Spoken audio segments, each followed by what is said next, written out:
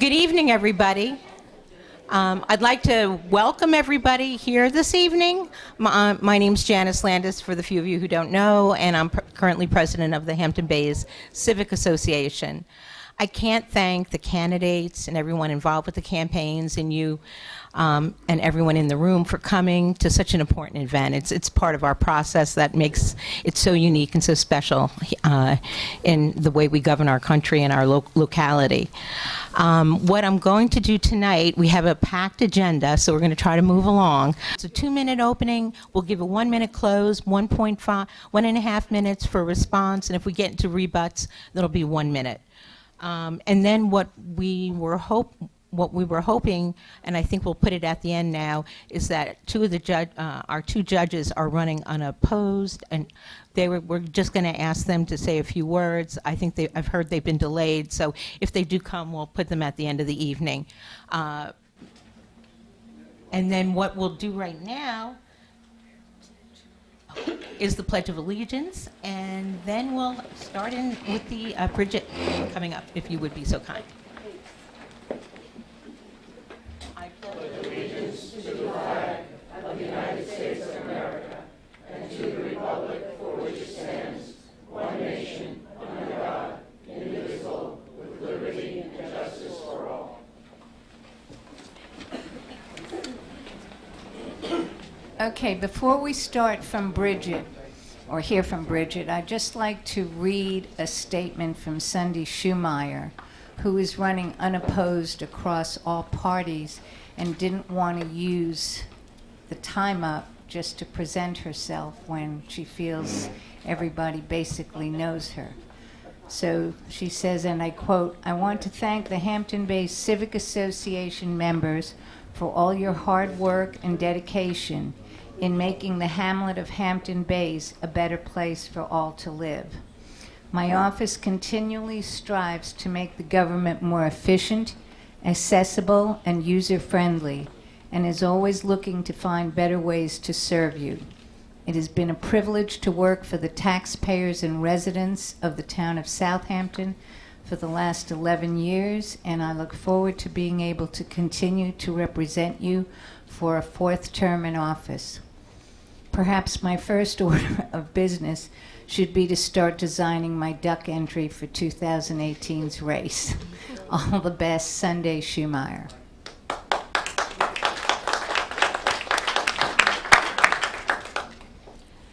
Now, Bridget Fleming, as I'm sure most of you know, is our county legislative representative, and prior to that, she's been on the town board. And so now we have asked her to say a few words, if she would, and then we'll pose some questions to her. Okay, thank you, Janice, and thank you, Maria. Good evening, everyone. It's good to see you all. My name is Bridget Fleming. I am your Suffolk County legislator, and I thank you for allowing me to serve you in that capacity.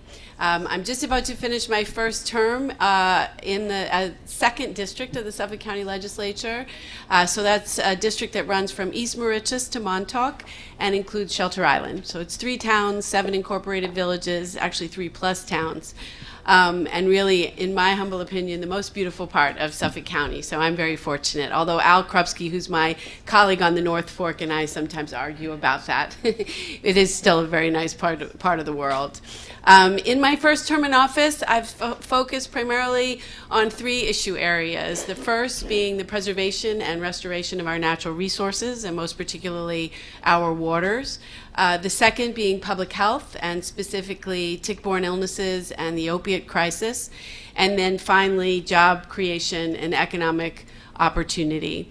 So as to the first, the clean water has been the primary focus of my environmental efforts. We have, for the first time in 30 years, revised the sanitary code. The health department, as you know, is primarily responsible for permitting sanitary systems. And so we, for the first time in 30 years, have made changes there in order to allow for the advanced nitrogen removing systems that will remove the red tide and the brown tide that are diminishing our shellfish and finfish harvests, and sometimes even making our waterways impossible to swim in. We actually are just about to roll out Oh, only 30 seconds. Okay. So on public health, tick-borne illnesses, I got funding for the health lab, and we started a 3-phase program that will surveil the ticks and start to develop management efforts to control the tick population. And with regard to economic development, I brought $7 million back to the district in capital funding to build economic development, particularly in this area, the Riverside Circle, which was built in the 1930s and is going to now be a modern traffic circle, pump out boats for the Shinnecock Canal, and a number of other important projects, including the Health and Wellness Center at the Suffolk County Community College. It's going to be an Olympic-sized pool, open to the community. All of us will be able to use it as well. So I am very, very grateful for the fact that I'm able to serve this incredibly wonderful community. I've been very well received by my colleagues. I'm the chair of the Ways and Means Committee. I've been invited to a number of very important working groups. I was an assistant district attorney for 10 years and on the town board in Southampton for 6 years. So I think my colleagues have recognized a certain experience that I have to bring things forward in terms of progress. Once again, I thank you for your support, and I'm happy to take questions because I see I'm supposed to be finishing up. Sorry. I didn't see a timer though. So much to say. It's all right. If you want to say a few more words, feel free. Oh, okay. Yeah. Well, I'm happy to talk about. Well, it's because her opponent is. Her opponent didn't show up, so we wanted to give her a couple extra minutes. How about another minute? Would that make you feel comfortable? I'm fine just taking questions if you want, Janice. I'm sure folks have questions.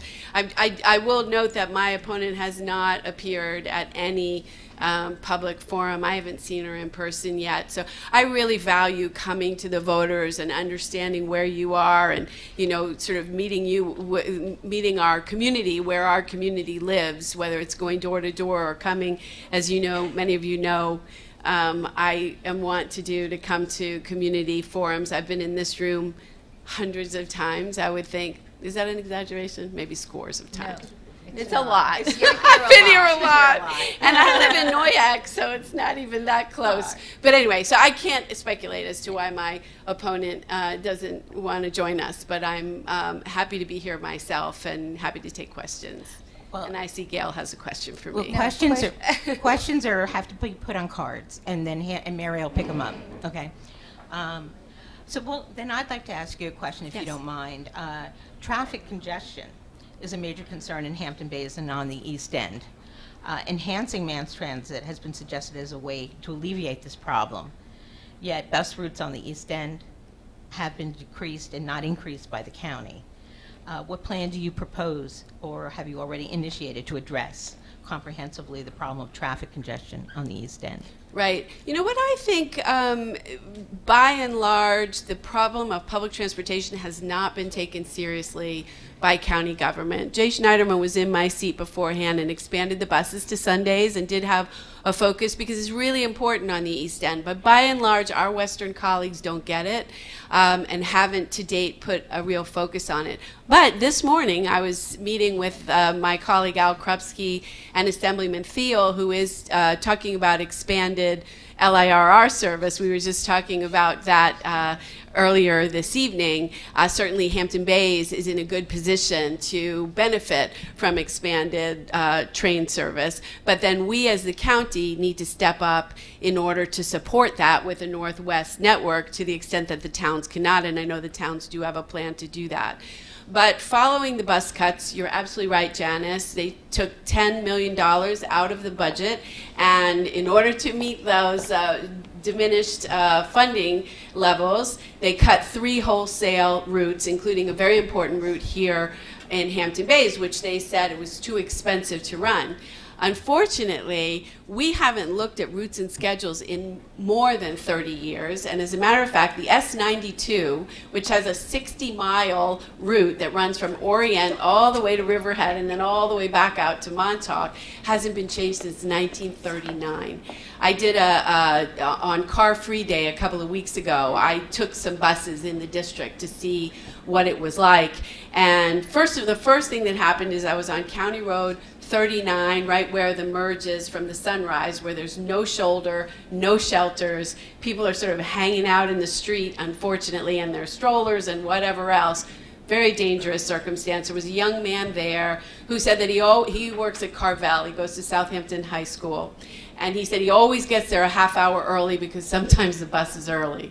Are you allowed to do that in public transportation? You can't leave early. But then our transportation working group, which I chair and I sponsored the formation of, has a schedules and routes subcommittee, and we met all the operators for the first time with the head of the bus drivers union and a couple of guys from the county. And I said to the operator of the North Fork bus this story about the bus coming early, and he said, oh, no, it's not the bus coming early. That bus is just so late. That is true story. So we've got a lot of work to do, but I'm really happy that my colleagues are listening. I have a meeting with County Executive Steve Ballone and his 4 top deputies to talk about how we're going to lobby for our fair share of state funding when the legislative session starts in January. Oh, that's good to hear. It's desperate. Desperate times call for desperate measures. Well, we appreciate the help. All right, the next question from the Civic is, the county spent a huge sum of money to rectify the septic system at Mashut Beach. I applaud their efforts. However, the issue has not been completely resolved. The septic system gets a very heavy usage each day and night in the summer months, resulting in an odor from the septic systems. We are very concerned about this continued pollution of our bays. We are also concerned that this seemingly failing system will be used in future developments such as the CPI, with a conference center for 250 guests and 37 condos. What has been done to rectify this issue at the beach hut and ensure that all future development not use the septic system in place at the beach hut? Well, it's a good question well, I wish it was actually tomorrow that I got the question, because at 8 o'clock tomorrow morning we're meeting at the site with engineers from the health department. They've told me that my office is the only place that they've heard complaints about the beach hut and the Mashut system. And one thing, I started last spring because we'd gotten complaints last summer about the odor. And so I asked, by that time the consultant who had installed the system, it's called an Advantix system, their contract had expired. So it was health department folks who went out to inspect the system. They changed some of the venting. They made sure that the grease traps were functioning properly. And they assured me that that was taken care of. That was before this season. And now this season, I hear that there have been complaints as well. And I've passed those on to the health department, and they tell me that it was my office that alerted them to it, that otherwise they wouldn't. So I would like some feedback from the Civic, if I could. I think there are some people in particular who are paying attention to this. There's a control panel, and I've spoken to the engineers. If we can match the data with the experience, you know, when folks are saying it's smelling at this time, or, you know, under these conditions, then maybe we can start to address it, because they're telling me that the system on the control panel, when they're reading the data, the system's working, so it's not polluting the bay, but that we obviously need to do something about the odor. If there is an odor, which I totally believe there is, but they keep coming out and not seeing it. It's like when you go to the doctor and your leg doesn't hurt anymore. So if we can work with you to try to get some of that data, I think it would be helpful. Okay, because I know that quite a few people that live in the area are I've constantly talking about it. It's so we will just need guidance from you exactly how you want us to go about handling that. Well, I was told by the engineers, we'll find out tomorrow. We're going to do like I could tell, but the engineers will be there doing a full review of the system, the venting and the flow and what have you. And the pump station, they think perhaps that's the problem since they changed these other parts. But I will let you know which data points they need to solve it. You should know that is not the system that's planned for the CPI. The CPI is nitric system. Well, the townhouses are the nitric system, and the CPI itself is a conventional system, probably with a permeable reactive barrier. So you won't have the same problem there. Have you spoken with the owner or the leasee of the hut, and what have they spoken about? Any concerns about it? Well, originally, when the consultant was still on board, there was a disagreement between the consultant and the owner of the beach hut as to what the cause of the problem was. The consultant said it had to be the grease traps. The owner of the restaurant said it was not the grease traps. So there have been discussions. I think now that the health department is on it 100% as opposed to the private vendor, the private engineers, and with my liaison position there, maybe we can get better answers. But I don't have a specific answer for you now, except that there has been some finger pointing. Mm-hmm. Okay. Well, thank you.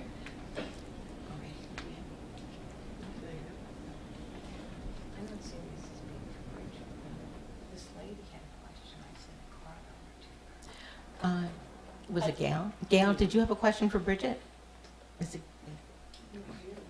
No, at that point, I didn't hear Hampton Bays comes out of Bridget's mouth, so I was wondering what she did for Hampton Bays specifically.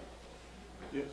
Right, well, that's what I was saying in terms of, for instance, the pump-out boats on the Shinnecock Canal or the life rings on the Shinnecock Canal, all the work that we did in terms of the planning for the vitality of Hampton Bays downtown, working with Assemblyman Thiel to make sure that you could repave Montauk Highway when they had trouble with the state funding. We on the town board stepped in to make sure that was done timely in a way that wouldn't disrupt the retailers on the Hampton Bays downtown. We've worked when Hampton Bays Water Authority detected the PFAS recently in the wells. We wanted to make sure that if you needed public water from a different source, that would be available. It turns out that wasn't necessary, but we were certainly available for that.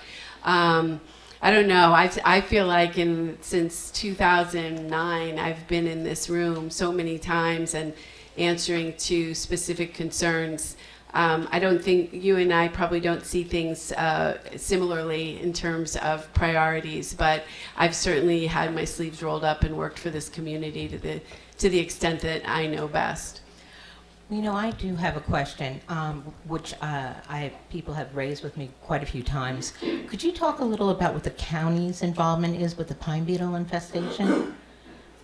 Well, for now, other than the fact that there are some infestations in county parks, and county parks is helping to administer state funding on it, I don't have any direct involvement with it. But it certainly is a main concern in Hubbard Park and Sears Bellows Park.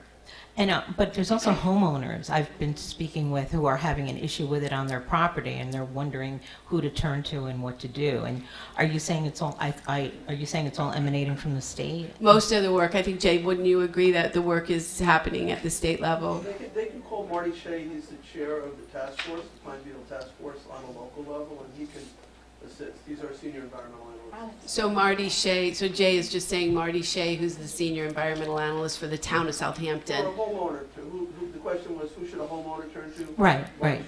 Yeah, no, because I know that people have been telling me that they are having problems on their properties with the pine beetles. Particularly, I think, in the Red Creek area, if I'm not mistaken. Yes, it's bordering those county parks. Right, exactly. Okay, all righty. Well, then I know, but Bridget, I know, had a prior engagement, and I have to do this in the spring, or in spring. So we really, as to whether you say the spring or spring. the spring. I have to go fight about that now. Yeah. But and my district is 240 square miles. I'm Shelter Island, East Hampton, Southampton, a little bit of Brookhaven. So unfortunately, I'm on the road quite a bit. But I appreciate your attention. And we appreciate your coming. Thank you so much. Thank you all.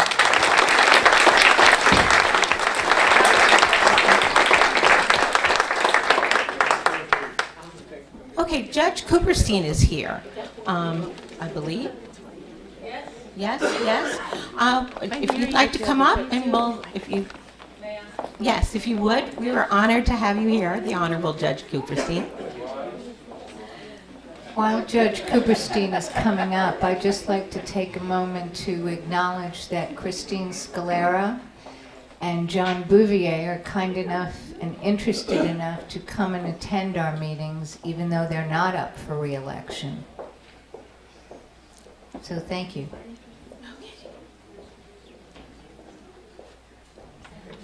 So what we appreciate your coming, and what we had asked the judge, if you wouldn't mind, is just to give us a couple of minutes and just introduce yourself to the community, if you wouldn't mind. I don't mind at all. First, I apologize for my tardiness. I was in New York, an unplanned visit.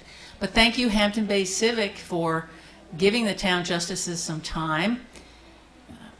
We are both cross-endorsed, so it isn't a contest. But the chance to get to talk to people in Hampton Bays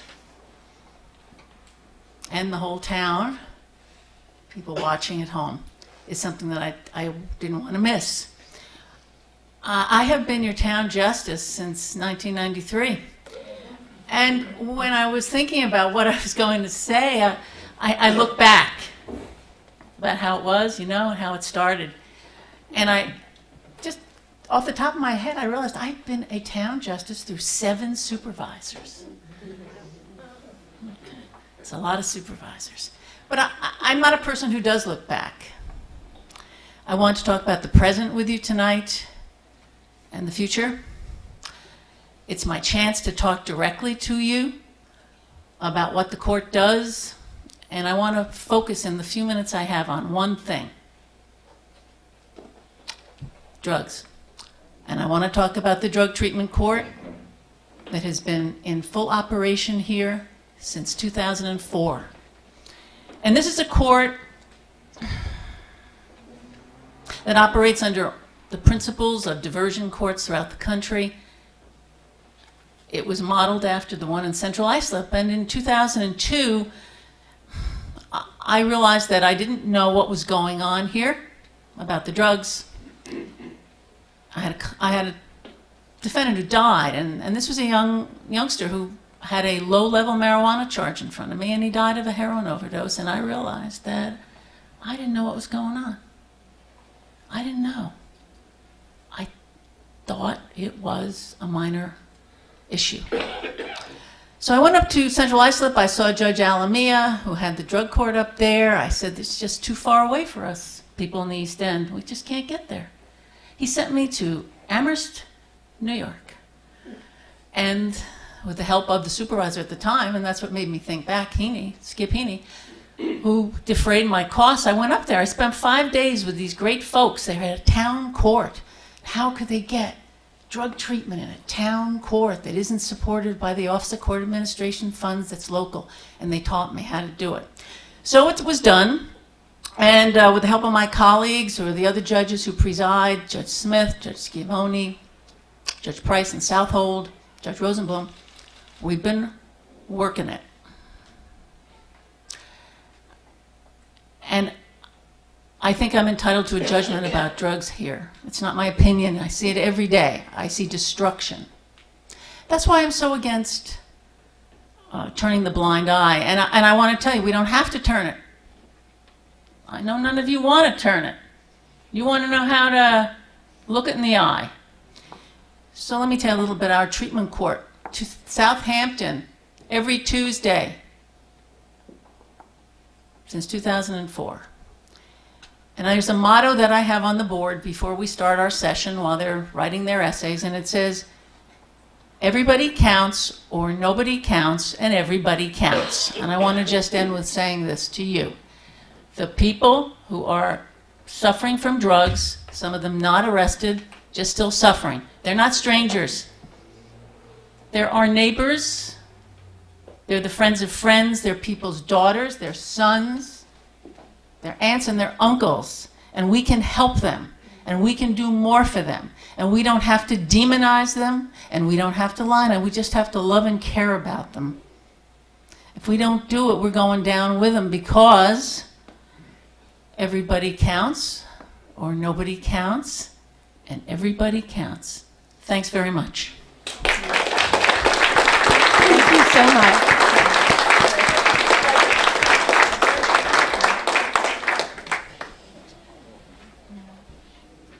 Is Lance Aldrich here? Yes, I am. Great, thank you. I apologize. You snuck in. Alrighty, well then we'd like to have you and Alex Greger come up if you'd be so kind, and we'll have a discussion about the role of highway superintendent. Alrighty, so as I mentioned, if each of you could give 2 minutes opening, and we'll start with Alex Greger and follow. That would be. Sure. Yep, good. All right. Excuse me? Okay. I prefer to stand so you can see me. I'm a stand-up person. First, I'd like to say it's nice to be home. I grew up, I went to school here. I can't use this, Charlie? You can, but it's all right. It's too much? Blocking my face? The backside is my best side. I'm not using up my time. Hi, I'm Alex Greger. I'm your highway superintendent. I've been in charge for the last 7.5 years. It's a very interesting, dynamic, and challenging job. Please. Put it on now. It says green. It's green. Put it against your lips. So, again, I grew up down the road. I don't know if any of you remember Johnny's TV. Philco Ford. I was just past there, my mom. We used to say it was on the way to the dumps. Well, it's not the dumps anymore. They call it a transfer station. I thank you for coming and caring. I care too. That's why I ran for office. It took me a couple of times to get here. It wasn't something that I just thought about on a whim. I worked at it very hard, and eventually I won. And I try to do the job every day. In fact, I take it home with me. And it's a full-time job, 7 days a week, 24 hours a day. You can get a call. You got to get ready to go. So I haven't really written a big speech. What I hope you've been seeing the last 7.5 years is the work that the men and the women of the Highway Department have been doing, especially in this community. When I came in office 7.5 years ago, I hit the ground running. We realigned the deadly curve in Newtown Road, where the next-door neighbor kept a medical bag because there were several fatalities. We straightened that roadway out before the old Girl Scout camp. We brought that in time, under budget. The second thing that we did is we put sidewalks on Ponquag Avenue on the east side of the road so the kids could get from Ponquag, from Argonne Road to the middle school on Ponquag. That was something that was needed to be done for years. I graduated from Hampton Bays High School. I was the first grade to go through 7 through 12 through the new school on Argonne Road. Then we put the sidewalks on Wakeman Road. That's a very narrow road and very difficult for pedestrians and cyclists. We put those sidewalks in. Should have been done 30 years ago. We're glad we did it. We did some drainage work that was very important. Wakeman Road over by Dunellen. East Tiana over by Corwin Avenue. These are drainage problems that were long overdue. We addressed it. We recently repaved Ponquag Avenue, and we put in handicap ramps.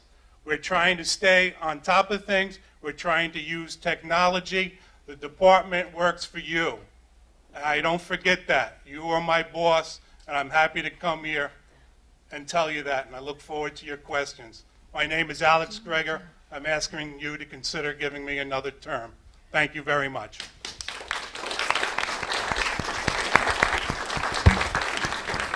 Thank you, Alex. And now, Mr. Aldrich. Thank you. Thank you.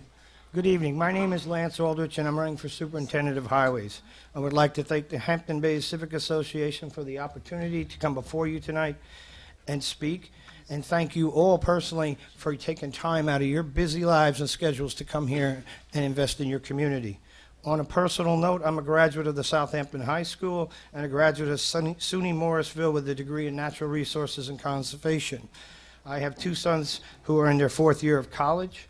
I'm a 37-year active member of the North Sea Fire Department, have served on numerous committees, and been involved with numerous apparatus purchases and other activities. I was chief of the fire department in 1995 and 96.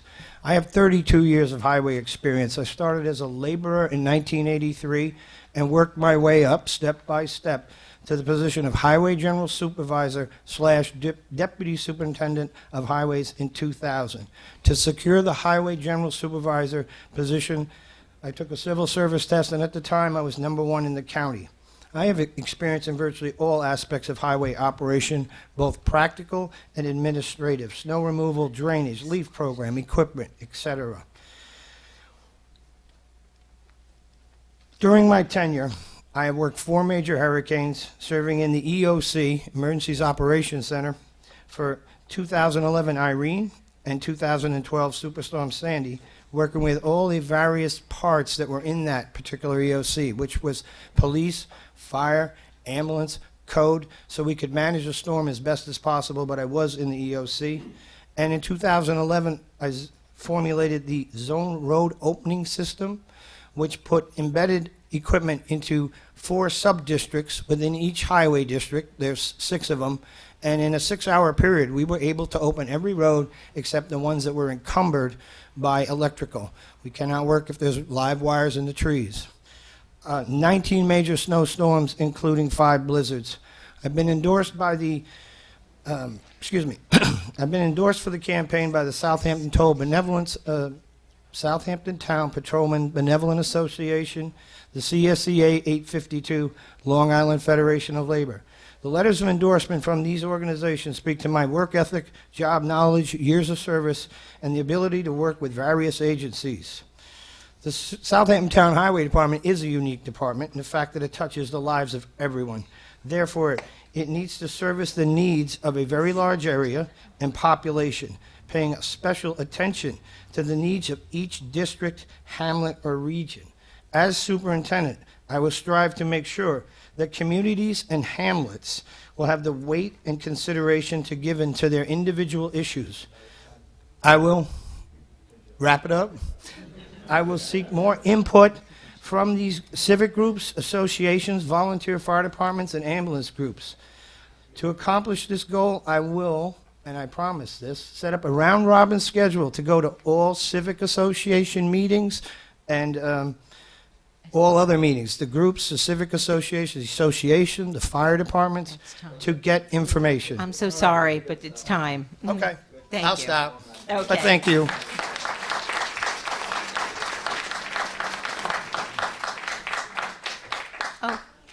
All right, so to follow up on your intro, and I'll start now with Mr. Aldrich, since you led off, Alex Greger. I'd like to ask you, what do you consider the biggest challenge in administering the highway department, and how would you address that? That's a good question, but it's also somewhat difficult to answer. There are multiple problems within the highway department. One of the key things that I would like to do is to reestablish communications with the various town board members, with other town departments, and most importantly, the residents of this town, who I would work for. I would like to deliver the most services at a cost-effective price and achieve the goals that best serve the community. Work with the town board members to achieve more funding, submit realistic budgets, truly reflecting the needs of the department, using cost analysis in regards to equipment and any other project we do. Alex? Thank you, everybody. I'm Alex Greger. I'm the guy that does more with less. I've been under a spending cap for the past 6 years imposed by the governor, but yet we continue to pave the roads, do drainage work, clean more drains, make more efficient use of the equipment. We buy some surplus equipment, we buy some new equipment.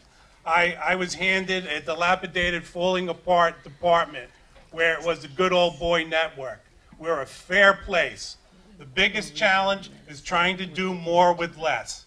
Used to have 100+ people in the highway department. Right now, with myself and my deputy and administrative staff, I have 62. That leaves about 50 people to go out and do the field work. And I go out and help them in snowstorms, in hurricanes. We do the job. I'm also a coordinator when we lose power with the electrical companies. I continue my education so I can deliver you better services. I have achieved Roadmaster 1 from Cornell University.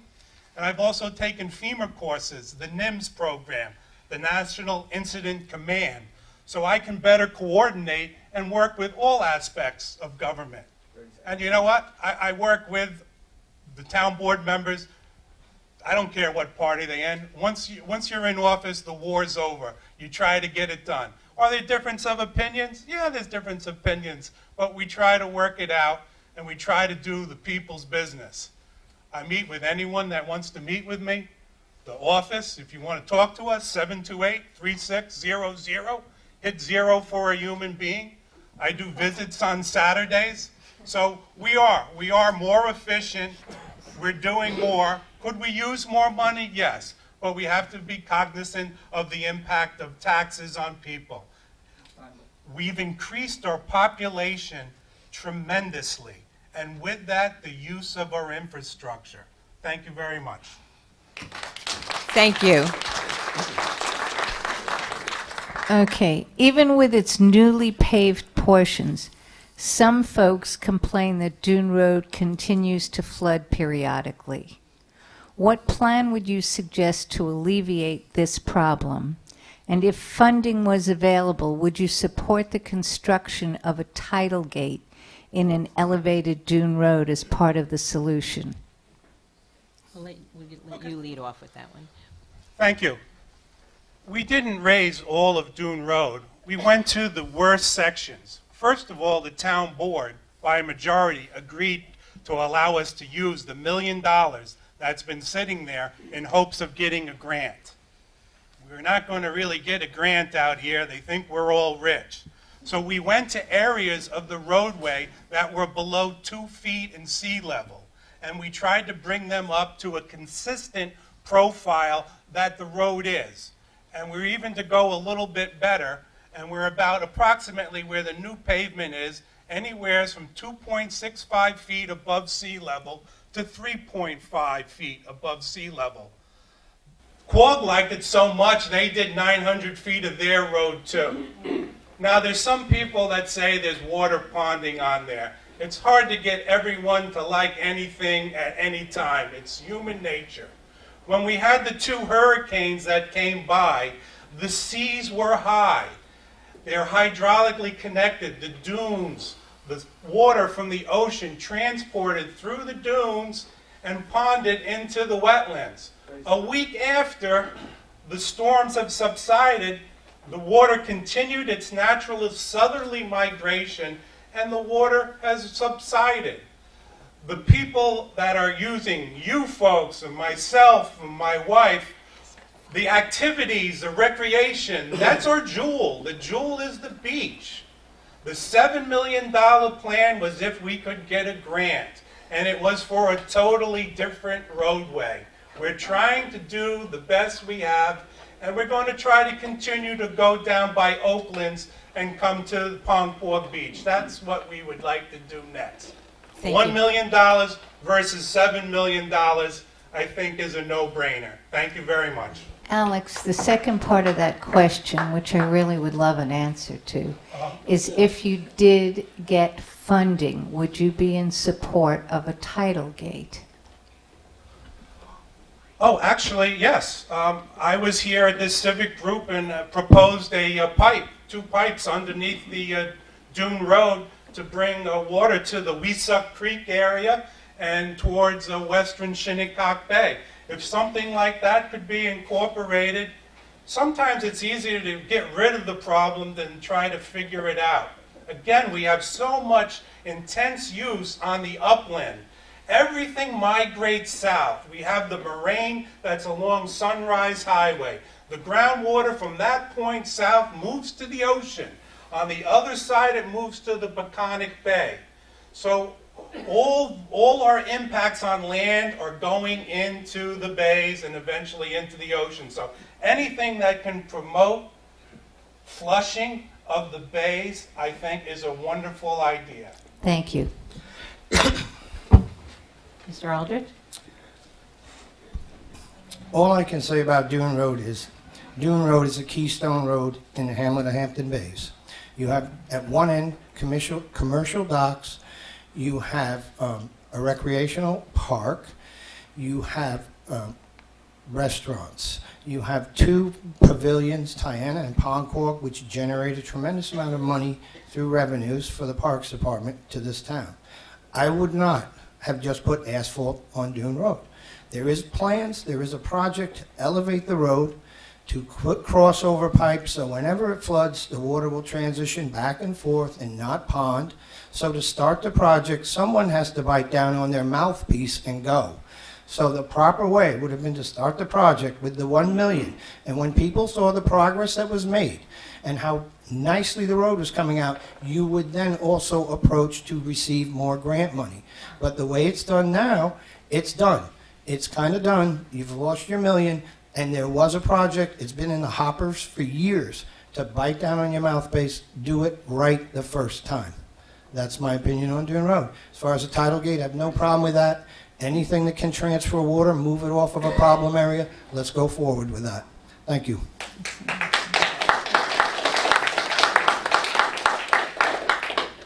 Thank you very much. Now, just to want to ask one more question about that sort of touches on what you talked about in your opening statements, which is, do you have any plans or would you advocate for increased sidewalk coverage in the town beyond what has already been done, particularly along the main roads that don't have sidewalks but now see increased foot traffic, but also overall? Because I know many people discuss how we were supposed to be in a rural area where you get exercise and there isn't a network that you can go from one end of the town, say to the beach or to different areas without sidewalks. So if you could comment on that?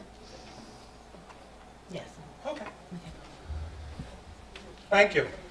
Traditionally, sidewalks have been within a mile of the business district and with a mile of schools.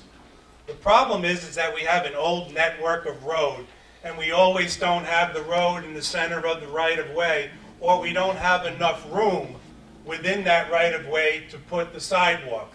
Case in point is what we did on Wakeman Road.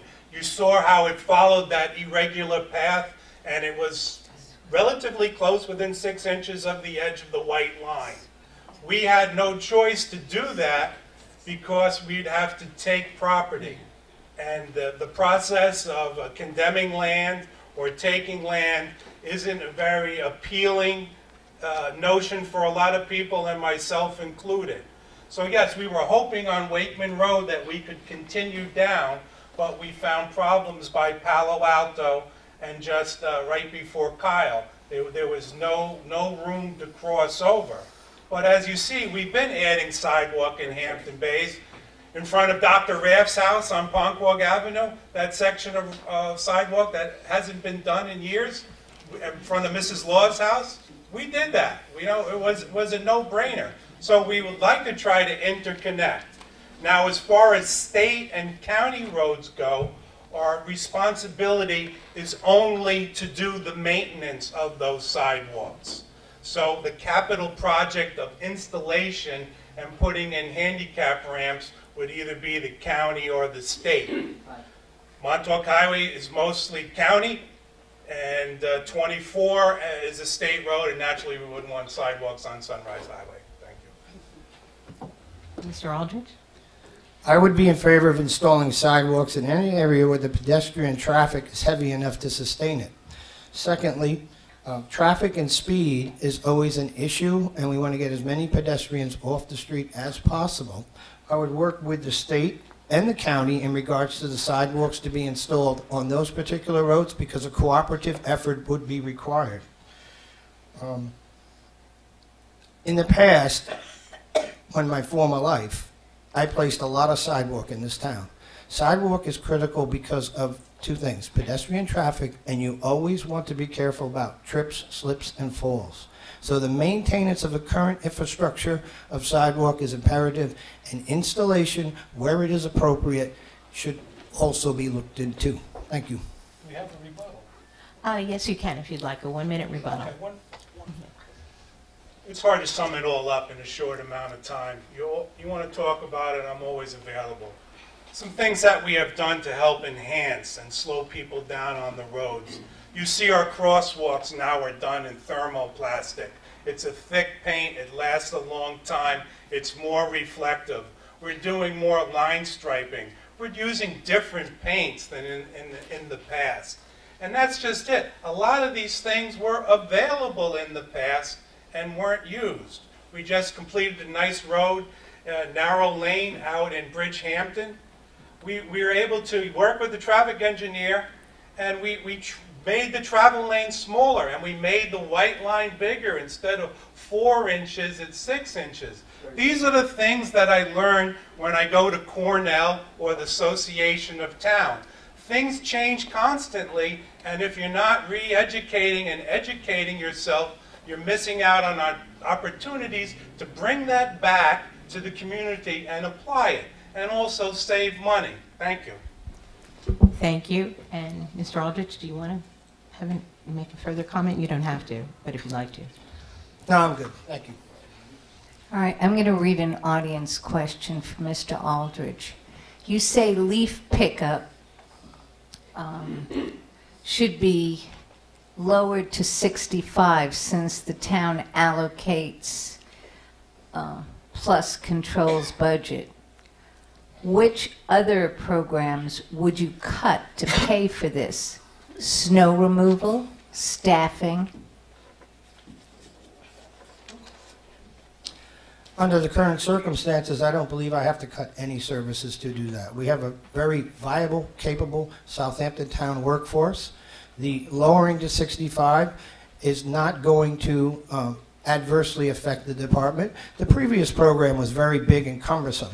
I call it a large leaf program. We picked up brush, we picked up bags, we picked up leaves. By just expanding this one small portion of the program, making it more accessible to the people at 65 who have some might have retired, some might not have, we should be able to accomplish this goal at no real additional cost. It will all be highway personnel. Some other work might go off to the side for a little bit, but to enhance this program, to provide more services, that is what I would do.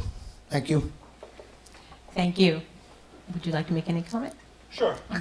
The LEAF program was a mess when I inherited it. They were taking about 18 weeks to pick it up. It was being plowed around, clogging in the drains. Something had to be done. I asked for more money to try to get better equipment or to get some part-time people to help with just that specific option. Those were denied.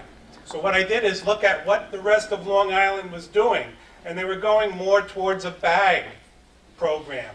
And that's what we're doing. But we have a special needs option and 73. People don't retire now at 65. They work until 70 or later. I mean, that's just a proven fact now.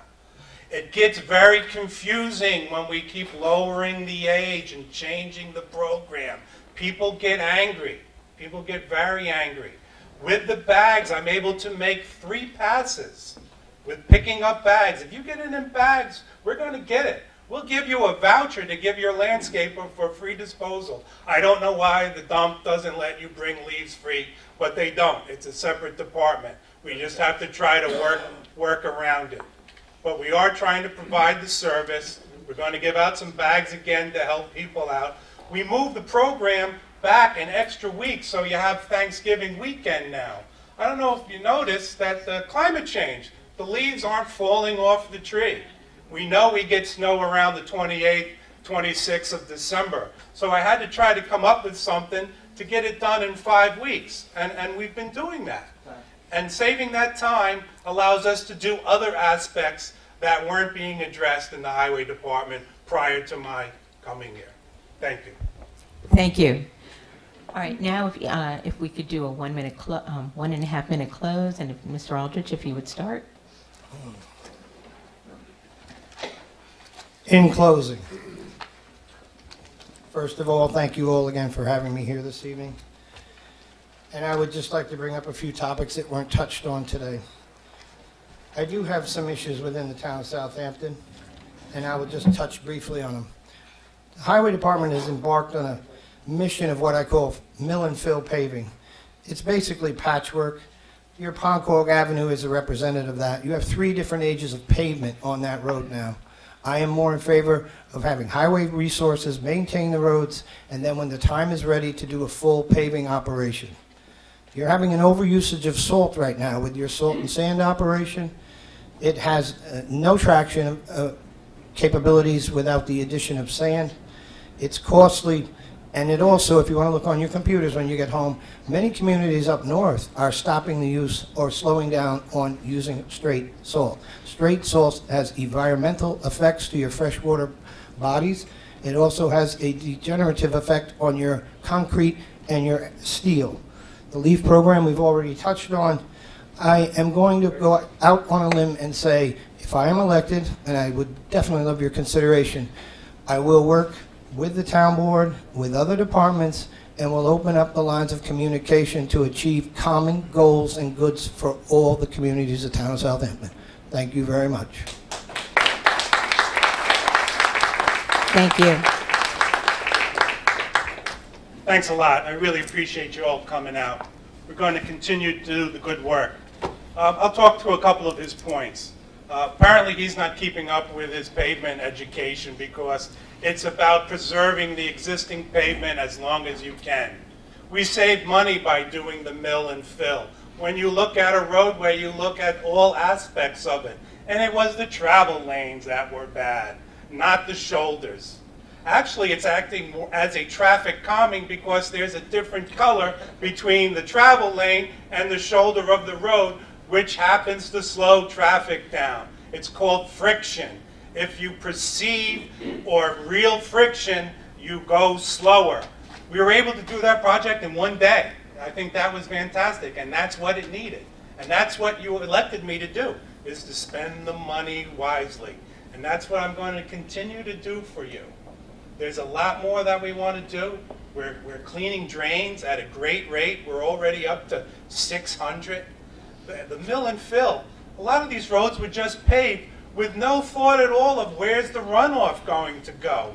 Down at Kyle Road and Ponquag Avenue, you saw that we milled that area first. That was to canter the road to let it go over to the east side where the drains were so the water wasn't ponding. We did the same thing on Wakeman Road. We look at holistic approach, proven technology that was available before and not used. So again, I'd ask you to think about voting for me if you want to continue the department going forward. Thank you very much. Please come out and vote on November 7th. Thank you. Thank you. Thank you very much, both of you. We really appreciate it.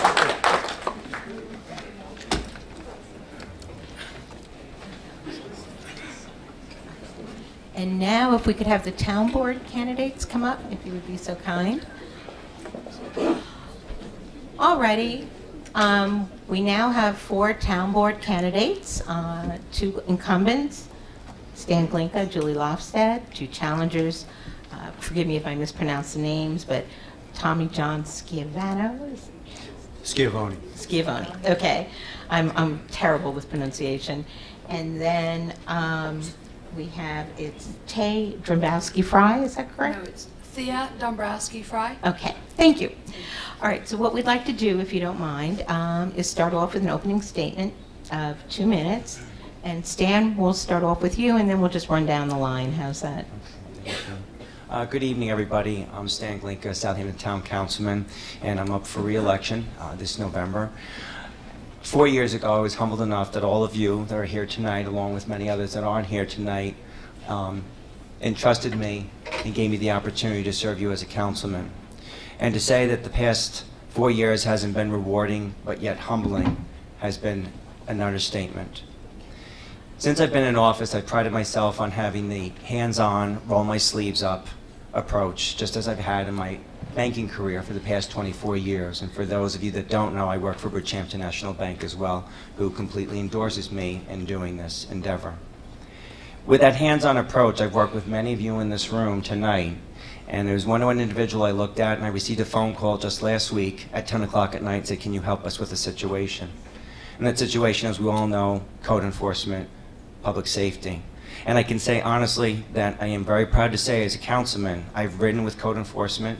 I've said this over and over again at civic meetings here in Hampton Bays, and I will continue to say that as your councilman. And I've also ridden with Southampton PD many a late nights to see exactly hands-on what's going on. It's been a very slow process, but I feel with my due diligence, I've been able to make a difference since I've been in the town board the past 4 years.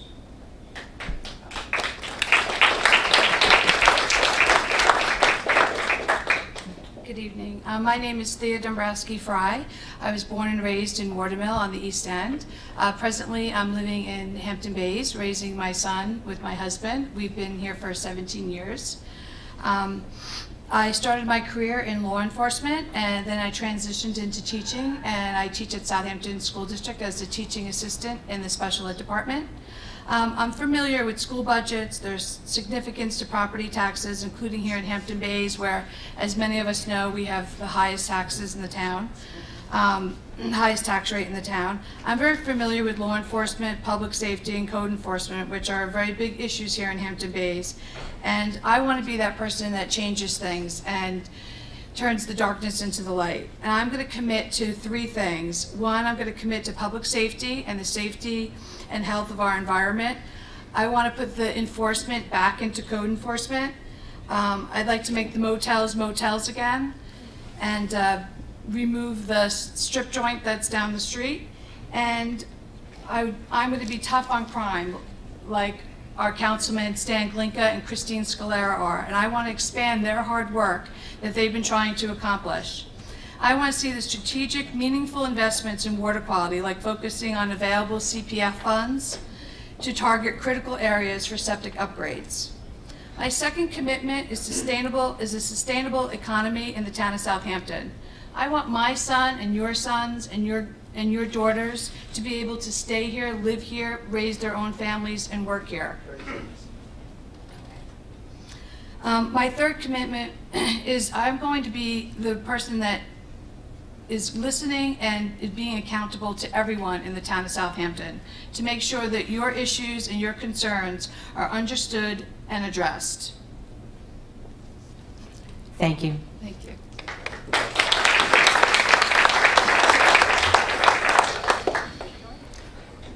Good evening, everyone. My name is Tommy John Scivone. I am a 32-year public school teacher. I teach social studies. I teach government. I am an Excelsior instructor for Suffolk County Community College. I teach state and local government and economics. I was raised in a plumbing family. I am a plumbing mechanic. I have a commercial driver's license. I have a hazardous materials certification. I was a third generation member of the Sag Harbor Fire Department, and most of that time being spent in the rescue squad. I know what they do. I know the training. I was on the North Haven Zoning Board of Appeals for 8 years. I was a trustee on the board of the Village of North Haven. Currently, I am on the Sag Harbor School Board, and I act as their legislative liaison. I've gone to Albany on several occasions for a variety of reasons, including some of the ones that are here in Hampton Bays, and I am really looking forward to answering some of the questions about your school district and the taxes and the tax rate here in this community. Currently, I also serve on the Zoning Board of Appeals in the town of Southampton. I know land use. I've come from land use. I understand it. I got my undergraduate degree at State University of New York at Cortland. I got my teaching degree there, and I have my master's from SUNY Stony Brook. My master's is in Long Island's natural environment and local government of New York and Long Island. The reason why I'm running is primarily for 3 things: water quality, tick-borne illnesses, and intermunicipal cooperation between the different levels of government. I believe that my experience, my education, and my skills, that they uniquely qualify me to be your town board member. And I look forward to the questions that we have here tonight, and thank you all for coming. Thank you. Hi, thanks everybody for coming tonight. I've been an advocate here in Hampton Bays for many, many years. I was then elected to the town council, and in my 20 months as councilwoman, I've been involved in many projects and issues. I work with state and county officials to clean up a Flanders Road rest area that was being used as a dumping ground, and now that spot is clean and beautiful for people to pull over and call and text, and driving by, you don't see garbage anymore. I also work with local organizations such as the Surfrider Foundation, who does such a great job educating the public about clean water, but who also do the hard work to clean up our bays and beaches. Just recently, I met with representatives from the Long Island Railroad and Hampton Bays Beautification. to discuss tree trimming along our tracks because I wanted to make sure that our community knows what's going on in town. I voted to repeal the Planned Development District law, which I felt veered from its intended purpose and morphed into a type of bargaining for project approval. I worked for a compromise between the Spionk-Remsenburg community and a developer so we could move forward with our affordable housing opportunities to bring to our town. We need to have affordable housing throughout our town, not just in the hamlets of Hampton Bays or Flanders. I also organized a think tank made up of residents from both east and west of the canal who understand our need for affordable housing and are seeking solutions to work so that those affordable housing is all throughout our town. I voted to hire our new Director of Public Safety, who works as our Code Enforcement Administrator, to enhance that department and also enhance the work they do to improve the quality of life issues that are so important. We implemented a tax rate decrease and are making infrastructure and facility improvements, and many right here in Hampton Bays, while at the same time received AAA bond ratings, which underscores our fiscal responsibility that we have brought to taxpayers and businesses. I'll protect our environment because that's the engine that drives our economy. I've been honored to serve our community, and I look forward to continuing to do so. Thank you. Thank you. Oh, all right, now I'd like to pose a question, and we'll start with Ms. Fry and then just work down and then go back to Stan. All right. The first question we'd like to pose: the Hampton Bays Strategic Corridor Plan was adopted as part of the Town Master Plan in 2013. The plan recommended steps designed to maintain the cultural identity of the hamlet while addressing economic viability. There are some accomplishments, Good Ground Park, and some things that are no longer viable as envisioned in the plan, such as the CPI site. There doesn't seem to have been there have been limited progress with respect to creating a green corridor, transportation, creation of a bike path, or the rezoning that has been implemented in other hamlets and villages. In what ways is the plan consistent or inconsistent with your vision for Hampton Bays? And describe the steps you would take to implement the vision, whether consistent with the plan or not. It's a long one. I think the first thing that I would do is to take a look at what's going on in the North Fork. On the North Fork, they've created their beverage industry and their craft food industry, and that's really built up the North Fork. And I think that's something that we can do as the East End in Hampton Bays, and it's not a quick fix, but it's something that we can look into, and we can build our tourism so people will come here to our restaurants, food specialty places, and that will build the tourism on the East End. All right, thank you. Thank you. I like the overlay ideas for the Hampton Bays Business District. For me, as a councilman, I would greatly advocate mixed use in our commercial areas. I believe that would act to revitalize the downtown areas. I believe that more eyes in the community is a good thing. It helps in so many ways. I believe that people living in those areas would actually use the businesses down there. We would have foot traffic. It would draw people to Hampton Bays. They would park their car. As far as zoning goes, I think that we need to codify the zoning a little bit better to bring the stores closer to the streets, to make it more pedestrian friendly, and put the parking lots in back of the town. In back of the stores. I think it makes sense. I think that Hampton Bays has a bright future with this, and I think that we can do it. I personally like the park down there. I went to some of the concerts this summer, and I think it's a great thing for the business district here sorry, I'm from Sag Harbor, in Hampton Bays. I have it on my mind. So thank you. Thank you. Well, one thing we've been addressing is the pattern book. We've done many of the charrettes right here. We need to move ahead in the future, but also keep our unique character, which is kind of a contradiction, but there was lots of community input in those charrettes. I think that moving forward with that is going to make a difference. We need to increase the use of our businesses here. We need more consumers. We need more foot traffic. I believe that the town has started to address that by not only the building of Good Ground Park and all the programs we have going on there, but also we have the pier, the old Ponquag Bridge piers that are being rehabbed. That's going to bring people who are just looking to go rod and reel fishing. We're working on the pavilion. That's going to be rehabbed soon. That beach is the gem of the Hamptons, in my opinion, and it's going to be beautiful when it's done.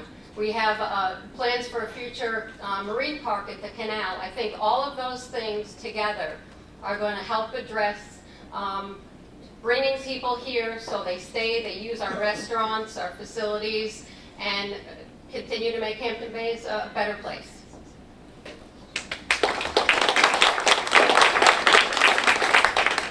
Thank you, and Stan. Sure. As Councilwoman Loftus just stated, there's been many meetings here with the community, but the main focus here is not only having Good Ground Park, which has been started, but you have to look at it as a domino effect here in Hampton Bays. Once the CPI project was approved unanimously across the board with the past administration I sat with, and we went through a lawsuit which has been settled, and the CPI project is going to go forth. You have to look at the dynamics of all of Main Street, and Main Street is just not here. It continues the whole corridor through the hamlet of Hampton Bays. And with the revitalization of such a CPI project, Good Ground Park, it's attracting other developers and other people to come in, the types of businesses that you want to see to revitalize Hampton Bays. So we can plan, we can look at books, we can do studies, but unless these projects are not implemented, which they have been, you're going to see now a domino effect of people being attracted to come here and want to invest. Just like I did since I've been in office, I had a piece of legislation walked up to Albany, and it was a tax abatement to attract people to buy motels and hotels. I can probably say I have 2 here in Hampton Bays right now, folks, that have taken advantage of that tax abatement and have revitalized the motels. Again, I said before in my opening statement, this is a slow, tedious process, but it can be done and it will be done. And one closing note, it was 2 years ago, there was an article written in the New York Times, and it was headed that Hampton Bays was the unkept secret. And we are the unkept secret here, because as I live here in Hampton Bays myself too for the past 13 years, and with the revitalization of the things that we've implemented already as a councilman, it will continue to grow in that process.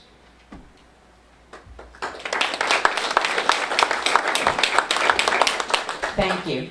All right, we're going to forego our second question for the moment, and we've got quite a few audience questions. So the first one, and I would go down the line and think this could be a brief answer.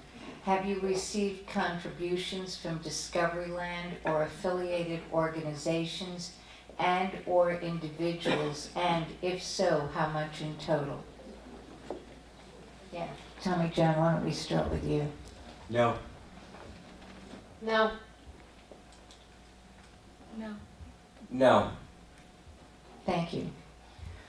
Will changes in commercial zoning in downtown Hampton Bays allow for increased apartments and density? Julie, if you would start. I know that's the HOHC potential zoning. HOHC will allow for reduced density for commercial, the size of the square footage of the buildings. It does allow for apartments overhead.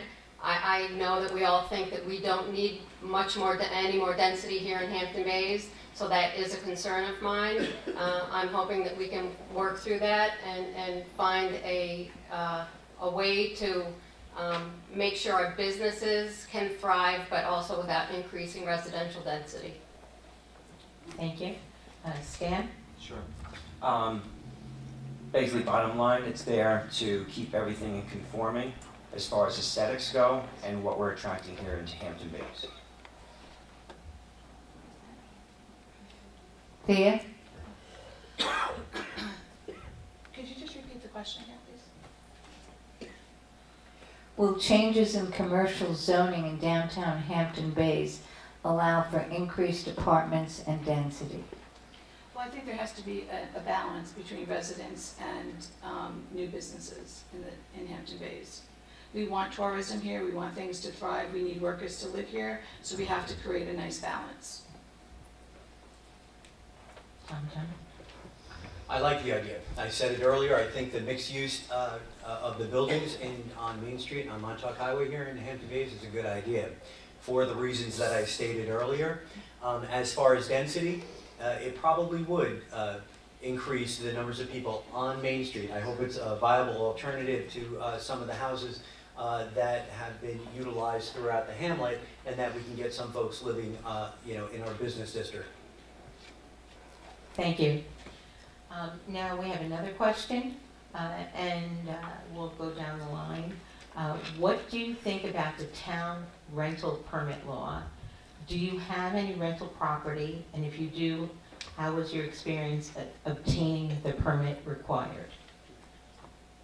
Stan, I think you're up. Sure. No, I do not have any rental property. It's a process. In dealing with it and being liaison to code enforcement, they are the ones that deal with the rental permit. They do their due diligence. Are there properties that slip through the cracks that we're not aware of or they're not aware of? Absolutely. And we always ask, code enforcement is very much on top of it, as well as the building department, but we always ask the constituents, if you see something that does not look right or that you're not aware of, call it in, or call myself as a town councilman, which I get a lot of phone calls. Ms. Fry? I do not have a rental property. I do know that there's a step-by-step process. There's a $200 fee, there's inspections, but I don't have a rental property, so I've never experienced it firsthand myself. Okay, thank you. I do not have any rental properties, but the rental permits in Southampton town are absolutely imperative. We have to do it. And I think you folks here in Hampton Bays know firsthand how some folks can abuse renting their properties. It is something that is pervasive throughout the town. Now, Councilman Glinka mentioned code enforcement, and I think this is a good place to mention that the code enforcement got a new administrator this year, and I think that is a great way to realign that particular area of the town, making it a department so that it can oversee rental permits and that it can police, if you will, some of the people who are taking advantage of it. And it happens in many different ways and flavors and noise and garbage, whatever. And some people are just fine. However, we need a vigilant code enforcement for these rental properties because they really can change the character of the neighborhoods here in Southampton town. I believe that this administrator can oversee this, codify the different transgressions, and really work to make this community and other communities better places to live with our tenants. Thank you. Thank you. No, I don't have any rental properties. Concerning the rental permit law, I think we all know that there are some people who get their rental permits and then abuse them, and there's many other people who don't even bother to get a rental permit. That's one of the reasons why I supported hiring the new administrator of public safety who will oversee code enforcement. Also proposed for this year's budget is another code enforcement officer, which will up our numbers, which we all know that we need. Thank you. Okay, to all candidates, what's your position on the Hills PDD? Ms. Fry, believe we talked with you. We start with you.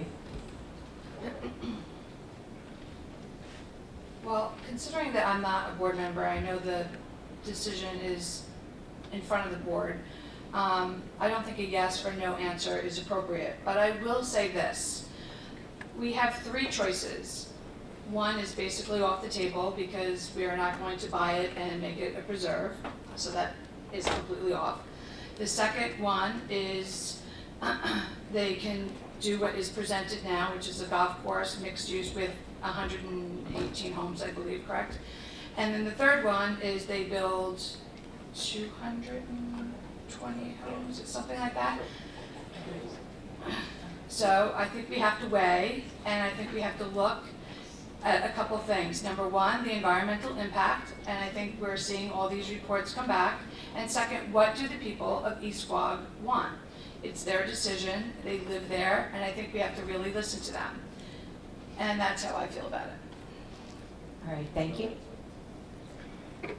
This is an application that has been before the town board for over 3 years.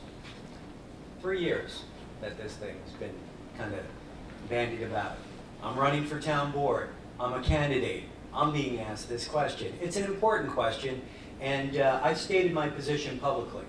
I believe leadership is important, and I believe that the members who sit up at this table, I believe it's incumbent upon us to let you know what we think on an application that has been before the town board for 3 years.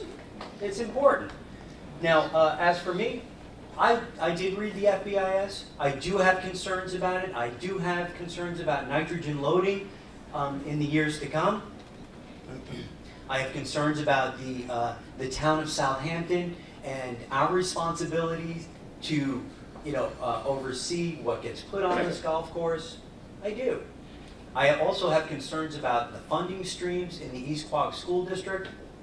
And so, for those reasons and others, I am, at this point, from what I have seen, I'm against it.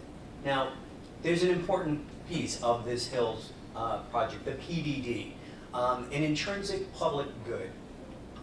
Something within the project that benefits the community. And for me, now this is just me, Tommy John Scavone, sitting here as a candidate, I'm not seeing it for East Quogue. And that is my opinion. I hope you appreciate that. If I am elected to the town board, you will know where I stand, and it's important that you do. So thank you. Thank you.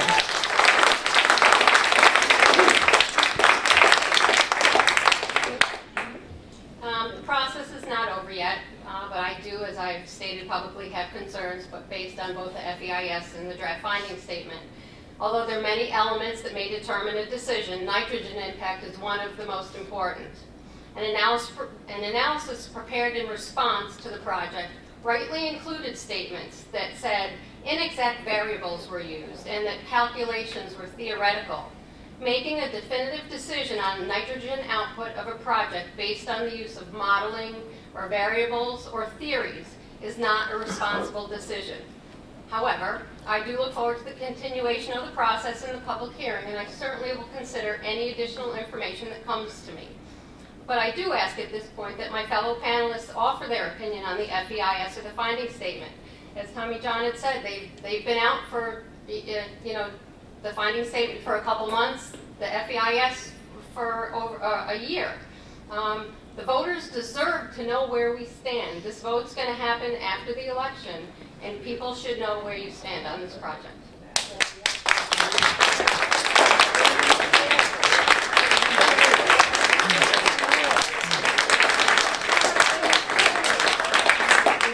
Tell us where you stand. Exactly. Tell us. Thank you. I didn't get that. As of this point right now, I'm against the Hills because I believe that the mitigation efforts that they've offered are not going to protect our aquifer. Thank you, Julie. We're going to ask that we keep the applause to a minimum so that we can continue with the questions. Stan. Thank you. This question has been asked repeatedly with all of them meet the candidates throughout the entire town of Southampton, and I'm going to give my same answer. I've sat through 2 administrations. Both administrations have offered to the developer to purchase the property through CPF. We all knew what it came in as appraised value, market value, that it would nowhere near be what the developer was going to offer. So that's off the table. So now as a councilman, as an elected official, I have 2 options in front of me. Would I like to have nothing there? Absolutely. Is that going to happen? No, it's not. So now I'm left, along with Julie Lofstead and the rest of the sitting town board currently, we have 2 options. Either it's going to be as of right and development's going to go there regardless if we vote in favor for discovery or not. Or, if it is voted in favor of discovery, then there would be a zone change and a golf course would go there in private community. So now left with those 2 things, regardless if we vote yes or no on the town board currently, something is going to go there. That has been evaded here, regardless of what. Hate to break it to everybody, but that's the way it is, bottom line. With that being said, regardless of anything that transpires with lawsuits, litigation, something will go there. So now as an elected official, I have the responsibility, the due diligence to listen to the people of the town of Southampton, especially the people from East Quogue, which is where that development would potentially go if it was approved by the town board or if it wasn't, on the ramification effects it would have on the community, the environment, the school district, and the businesses.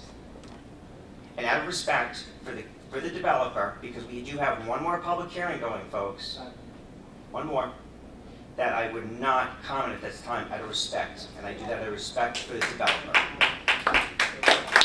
Thank you. Next question. Is it possible to give rebuttal on this? Yes, it is. Okay. But it'll be 1 minute. Thank you. Thank you. Now, everyone, I've heard Councilman Glinka say on many different occasions, I want to do what you want me to do. Now, East Quogue, I think it's fair to say that this is a split community.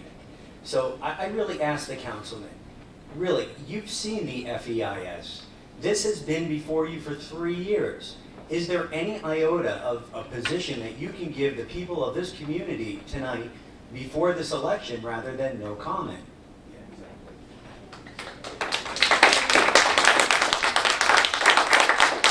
Yes, I have sat through all the public hearings, Mr. Scavone, and I have listened to the people. And actually, for your information, not only to the town board members, but also the administrative staff at Town Hall for the Town Council office actually kept tabs of how many people were in favor and how many people weren't in favor of it. And actually, we all collaborated as a town board and worked with the supervisor's office so that we would have an opportunity to hear people that were never heard from during the public portion. All right. So again, I'm standing by. We have one more public hearing. Okay, we're not And I am not going to divulge an answer to you tonight. I'm sorry, I am not, out of respect. All right, we're going to move on to the next question for the town board candidates. If we could afford to spend $12 million of CPS funds on 13 acres in Sagaponack, why not buy the 1 or 2 problematic motels in Hampton Bays and eliminate these huge problems which have a much greater impact on Hampton Bays? Were these motel owners even approached? If not, why not? Please let the candidates answer. No, we lost track. Who was the last opener? I think was it. All right, Okay, yeah. Well, the CPF monies that are used to purchase the property in Sagaponack, I think you know, each and every purchase is unique unto itself. I support the purchase of it. So the question was, why can't we buy these hotels here in Hampton Bays? I like the idea. I think that a lot of the hotels that have intensive use, they are a problem, and they are a problem with our water here in Shinnecock Bay. They need to be dealt with. I believe that we are beginning to deal with this. This certainly is a challenge for Hampton Bays, these motels, for 20 years. And right, and I understand, I used to live in Hampton Bays, and I know the change that has occurred here from the summer community to workforce housing. We need to get it back to the summer community, I believe, you know, to a more tourist destination area to bring money into the community. Do I support using CPF money for such things? You know what, I like if we upgrade their septic systems and their sewage systems to make them more compliant. But let's face it, that, may I finish? The owners have an as of right and a pre-existing use. That is a very strong standard to maintain on this. So we are going to be dealing with it, and I look forward to answering this question further, because there's also overcrowding questions, there's taxing questions, and there's a lot more to this. So I believe my time is up. I'm going to ask the audience to please listen to the candidates or kindly step out. Also, we're asking if you have a question, Mary's available, write it on the card and she will bring it up. Thank you. Julie. This was actually spoken about at a previous CAC meeting, and I thought it was a good idea. I think that we need to pick some of the more appropriate spots.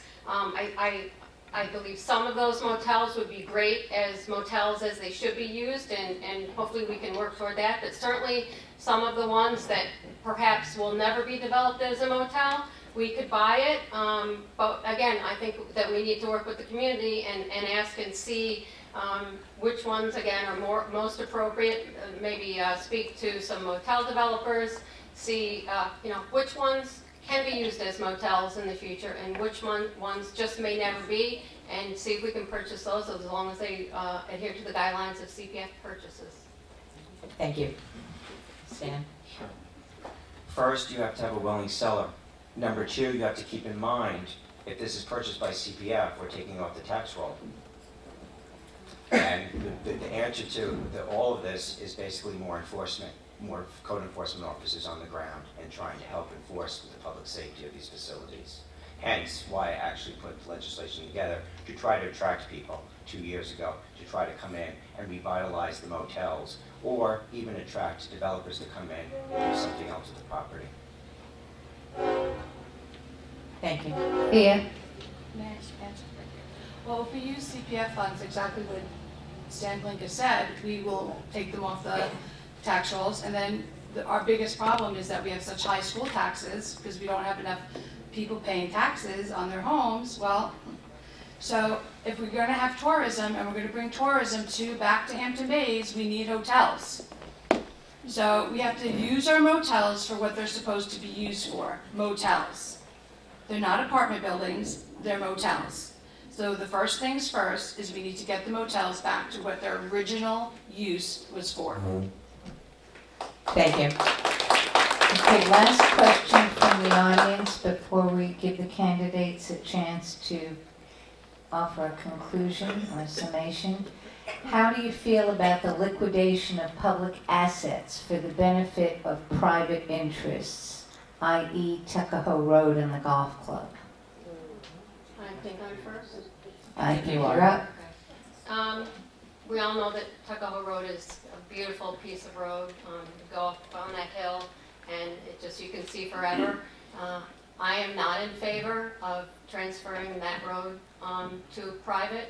I think that some vistas we need to keep for the public to be able to see. Thank you. Stan? I'm not in favor of it either, and I wasn't in the beginning. And the one thing that I do have to say is that when that was brought to our attention as a town board, certain different areas were affected. We have to keep in mind that the revitalization of Southampton College, Southampton Hospital will be there in the next decade. And before any changes or thoughts are made to dispose of a road that's been there over 100 years, you have to look at the traffic study that's going to be done by the county and the state before the hospital goes in there. Thank you. Well, I think that we should just leave Tuckahoe Road the way it is and not touch it at all. I do realize that the hospital will be coming in there soon. And we're going to have to evaluate the roads and how we're going to be getting in and out of the hospital, but my intention would be to keep Tuckahoe Road as it is, if we could. Once we sell public assets, it's very, very difficult to get them back. I categorically am against it. Thank you. All right, a minute and a half for closing. Why don't we start with Julie and work back the other way? Okay. Thanks again for everybody coming out tonight. Perhaps you've seen an ad that's been placed in a local newspaper last week. It implies that I just don't understand how good a certain development may be for our community. This ad seems to try to influence me to their way of thinking, or perhaps tries to influence the voters. As I said earlier, one of my several concerns with this particular project is the science touted by the developer that does not add up. And that's confirmed by Dr. Gobler's report, which states, in part, that, again, inexact variables were used when calculating nitrogen, and those calculations are theoretical. And that gives me great pause. Now, whether you agree with my conclusions to date on the project or not, I was elected by the people of Southampton to research and to read and to come to conclusions as to what's in the best interest of our whole community as we move forward in time. I'll use all the information that's offered to me, not just opinions offered up by the developer. Every decision I make, large or small, I make to help our town move in the right direction. We have unique community character. We love our farm stands and our big duck. We love the beautiful natural resources that are so abundant here, like our pine barrens and our ocean. I'll work to make sure that we don't lose those things that we love. If re-elected, I'll continue to serve you with common sense and integrity, and I hope to have your vote on November 7th. Thank you.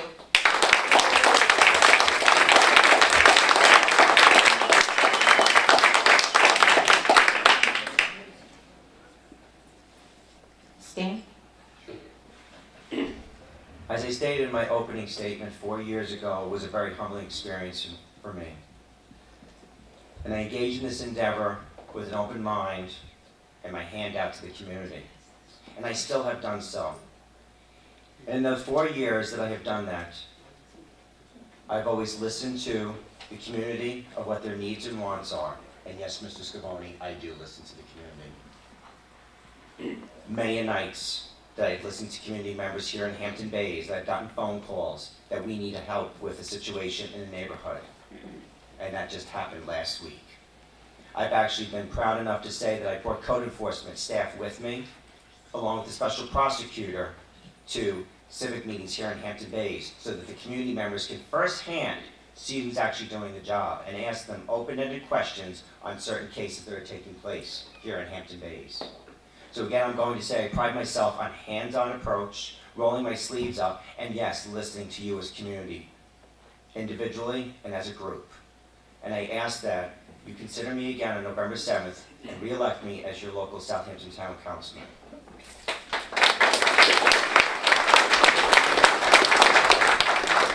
Thank you, Stan. I know that Hampton Bays and its code enforcement issues have not been addressed to the satisfaction of the good folks of Hampton Bays. And I want to be the force that changes this. I will be driven by principle, and I'm going to make the difference because I'm going to keep pushing until our goals are accomplished.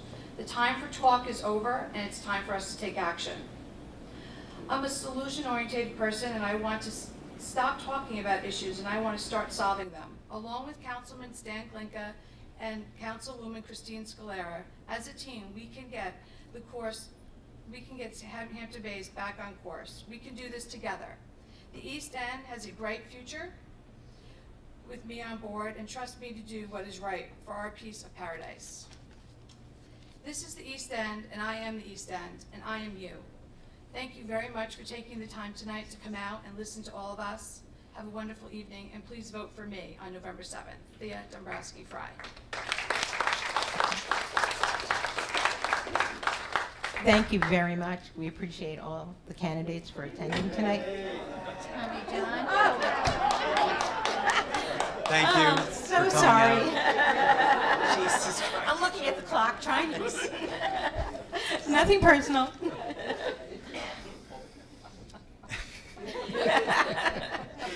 Ladies and gentlemen, you know what? I appreciate you coming out tonight, and I really want to kind of give my summation about your situation here in Hampton Bays. I sit as a school board member in Sag Harbor. I am the legislative liaison in Sag Harbor. I go to Albany each year, and I lobby for money for public schools. And I got to tell you, I have heard you 2 districts away about the issues here in Hampton Bays. You pay the highest school taxes in the town of Southampton. And you know what? We didn't address that tonight. And we should. Now, here's the situation in Hampton Bays. You folks are competing with 750 different school districts around the state for what's called equalization money. And you're not getting your fair share. And the reason you're not, I believe, is the policies of Southampton Town and the assessment practices of the town, I think, really need to be looked at. Right now, we have 100% assessment to market value of the properties here in town. When they look at Hampton Bays and they compare it to Green Isle near Albany or Dryden or some of these other towns in the state, they think, as Alex said earlier, we're all millionaires out here. But we know differently. Hampton Bays is a community that is in need. We need to address this. We need to address our assessment practices. Hampton Bays should not be getting 11% state aid from the state, and Santa Mauritius gets a third of their budget from the state. Rocky Point gets a third of their budget from the state. This needs to be carefully looked at by school officials as well as town officials. There are things that we can do, folks, and taking properties off of the tax rolls is not one of them. And you know what? You folks do a great job educating your children here in Hampton Bays. I applaud you for it, but you need more help from the state. So thank you very much.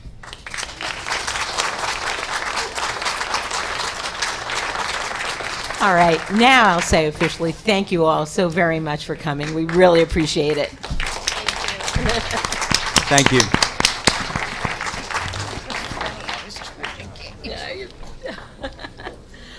All right, and now if we could have the supervisor candidates come up. All righty. Well, I'd like to welcome the two supervisor candidates, our incumbent supervisor, Jay Schneiderman, and challenger, Ray Overton. We have a misspelling on his placard. If you would, we'd like to start off with an opening statement, 2 minutes each, and Jay, we'll have you start off. All right, thank you, Janice and Maria and the Hampton Bays Civic Association for hosting tonight. Thank you all for coming, and you've been listening to lots of candidates tonight at various levels, and I think it's great to have so many qualified, talented people who are seeking public office. It's not easy what we do.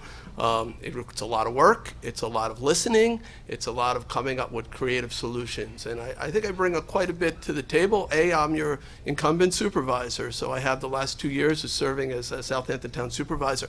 I also sat in Bridget's seat. You heard from Legislator Fleming earlier.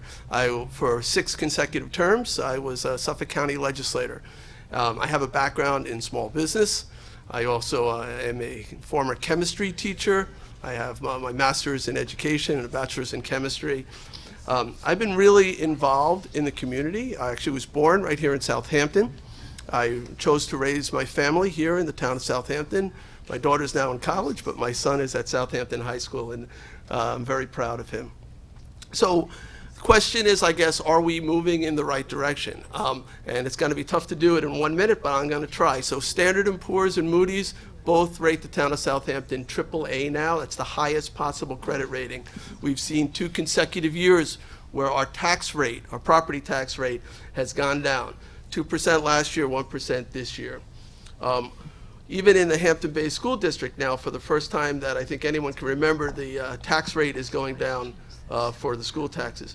Property values going up throughout the town, first time in 15 years, that every school district has seen an increase in property valuation. In fact, school population has plateaued in Hampton Bays for the first time in, I believe, 20 years. So it's been going up steadily until now. Crime rate, all major crimes down across the town. Hampton Bays down 15%. We've been working hard to reduce the town's indebtedness, $12 million lower in town indebtedness over the last 2 years. I'm out of time. I got lots more to talk about during the course of the debate. Thank you. Thank you. Good evening, everyone. As was said before, my name is Ray Overton, not Roy Overton. My wife would get a laugh out of that since half of our friends confuse my name all the time. I'd like to thank the Civic Association for hosting this tonight. I've sat up here before, twice before, running for Southampton Town Trustee. This year, I was asked by the Republican Committee to consider a run for supervisor, and I gladly accepted. The reason I accepted was because I see things that I'm not happy with. There are many great things in the town of Southampton, but there are many challenges that we face, especially west of the canal, that quite honestly I was worried were being either ignored or overlooked. Here in Hampton Bays, while the government of Southampton Town constitutes only a small portion of your tax bill, the policies or lack thereof policies have a tremendous impact both on your overall tax bill and your quality of life here. Now, Jay was talking before about a decrease in the tax rate of 1%. He followed it up with an increase of property values.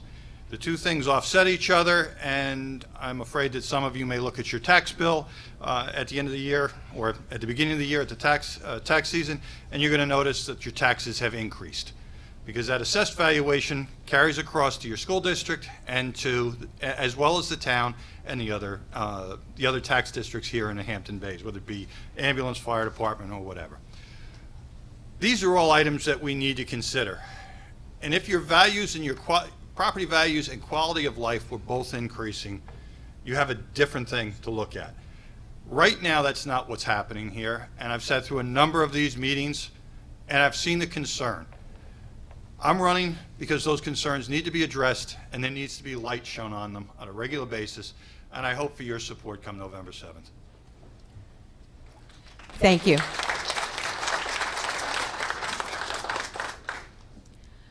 Okay, I'm going to pose a question, and I guess Mr. Overton will ask you to address it first.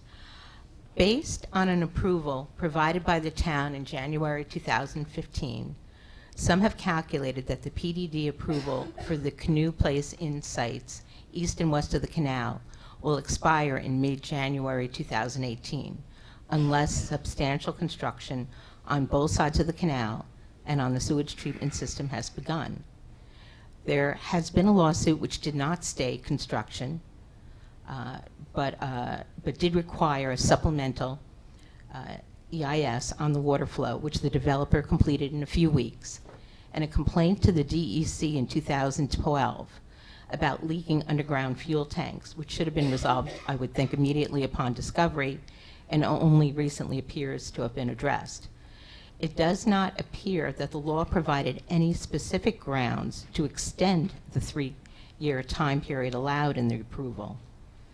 From the perspective of a person driving by the site, it does not appear that the developer will have substantially started construction on all 3 sites. Assuming that the approval does expire in the next 10 to 12 weeks, on what grounds would you support or not support a developer request for an extension of time? Right. Sitting as a trustee, I got very used to seeing things that had to do with legal cases. As far as the permit expiring while there's pending litigation, I think you're setting up yourself up for another round of litigation, which will then, in my experience, yield an extension even further. What I would prefer to see is those sites being undertaken. I went to Canoe Place Inn years ago, like I'm sure Jay did. We had some fun in there.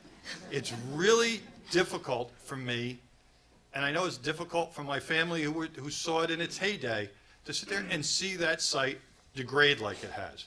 It's also difficult for me to see it go to that because I know what happens in those places.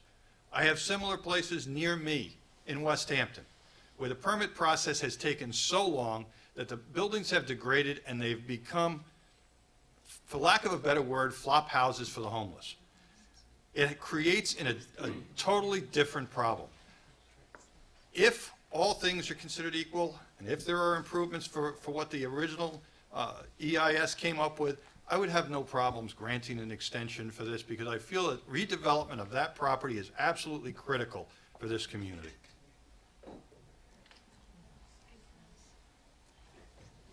Thank you. All right, first for the record, no, I actually hadn't been to CPI, so. Wow.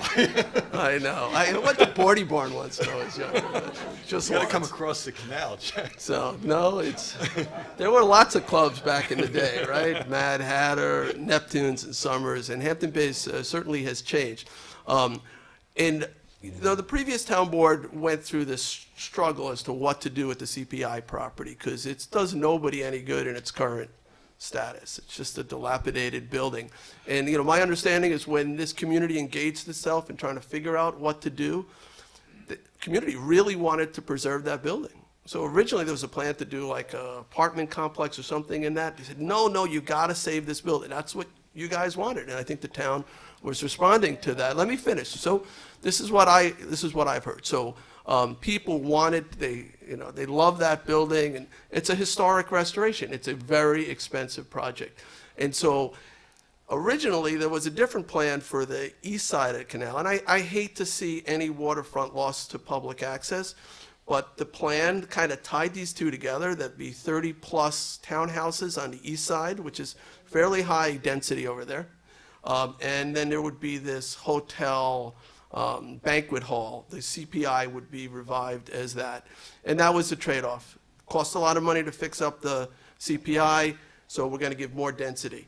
That permit was a 3-year permit. It required 2 steps. They get planning board approval for both, which they have. One of the plans hasn't been signed off on. And the other piece, within 3 years, substantial construction. Well, they obviously can't do substantial construction because still got to sign off on that building permit and health department. So 3 years isn't a lot of time. So what's going to happen? There's a good chance it's going to come back to the town board, the January town board, the new town board, and we're going to have to go through this all over again, folks. We might have to revisit this issue. It will require 4 votes because it's a PDD. To amend the original PDD will take 4 votes. Now, I'll say, and I'm out of time, extensions of time are often granted. They're done every day in the building department. You get a year to build. It's not enough. The planning board gives you a short window. 3 years probably was never a realistic amount of time that was assigned to it. But anyway, it's coming back, I believe. Thank you. Okay, next question. The recent efforts of the town to enforce health and safety requirements and the addition of a code enforcement officer are recognized first steps in a long-term program to ensure the health and safety of town residents. A long-term plan must address regular and follow-up inspections, legal and other staff to pursue administrative and judicial proceedings, and assistance to affect residents. Describe what steps you will take to continue enforcement efforts to ensure that property owners do not put others at risk through the illegal use of property and/or by avoiding compliance with town code requirements. Would you ever consider a program under which the town bought homes into compliance by, for example, making repairs and recouping costs by filing liens against the properties? Jay, you want to take it first? I mean, I'll take that last piece first. When we do code enforcement actions, we do, on occasion, place liens against the tax bills of those properties. And we do sometimes actually go in. We've torn down houses, believe it or not, that we felt, were public nuisances or they were dangers to the community, or somebody might go inside and the house could collapse on them. So we have taken extreme actions. If you're, watch CTV, you'll probably see in many public hearings where we've looked at dilapidated conditions and taken action.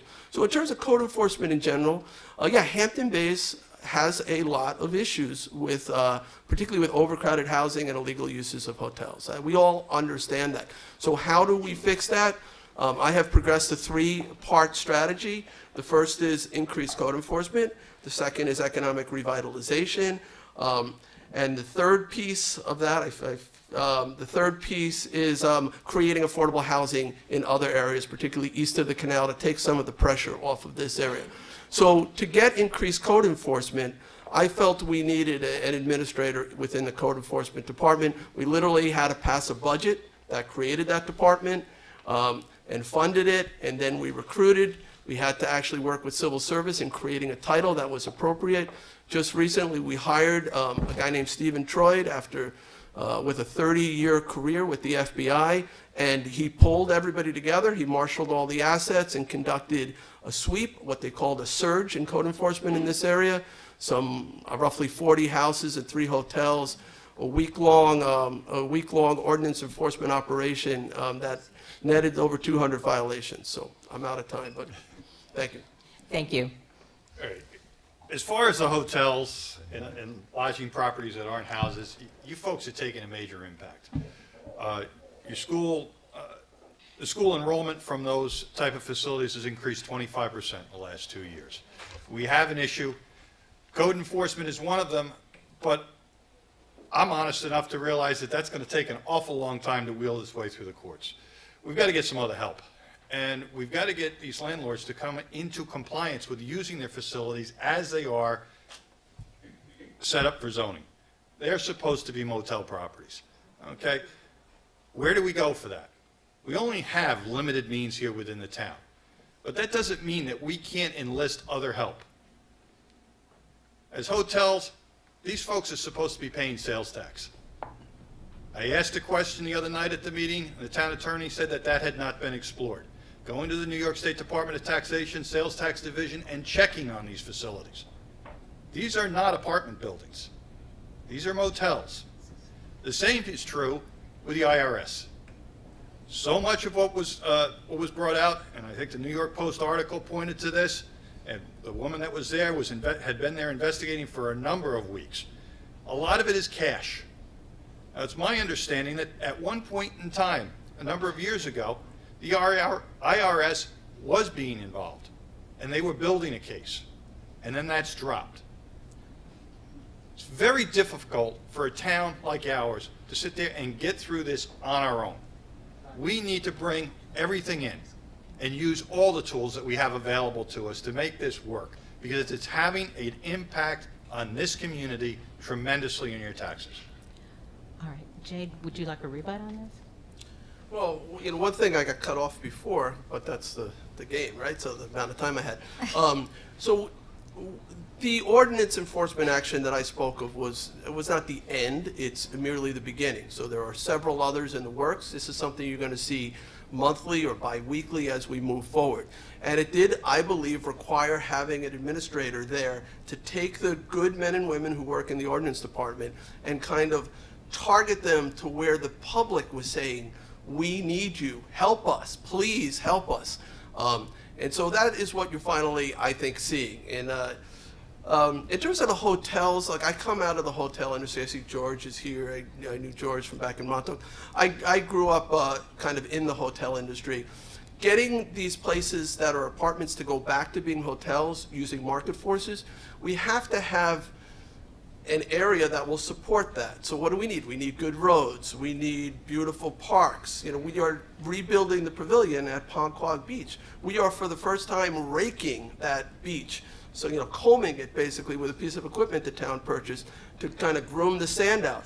We are taking care of flooding issues. You heard about Dune Road earlier when the highway superintendents debated. We're putting the pieces together. Good Ground Park. This is going to be a place where people want to stay and people want to invest and build their summer homes, and you are seeing it. You are seeing multi-million-dollar summer homes being built here. No kids in the school. No kids in the school. High tax ratables coming in. That should help push everybody's taxes down. It's the right direction. But you got to put the pieces together. And okay, I'm out of time. So. Do you want to respond? I think what I've heard from this community is this is not a new issue. If this had come up only in the past 6 months, the response would have been justified. This has been an issue, quite honestly. I grew up west of the canal back in the 80s. Might have been summer rentals at that point in time, group rentals, etc. But this issue has existed in this community for much, much longer than the past 2 years. And there needed to be a continuous effort that gets through whatever administration is there. And we shouldn't have to wait until the very end to sit there and start seeing some enforcement. Adding Mr. Troyd might have been a very, very good thing, but he's got the same staff that he had before. And these guys have been out there, they know what it is.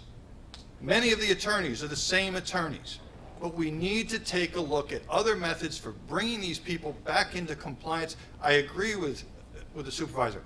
Redevelopment of these properties is absolutely critical. But to do that, we have to make it both financially feasible for the property owner, or we've got to make life so difficult that they want to sell and get somebody else in that's going to do this. Neither strategy, to me, has been followed consistently in this. And we need to sit there and take a real hard look at it and get moving.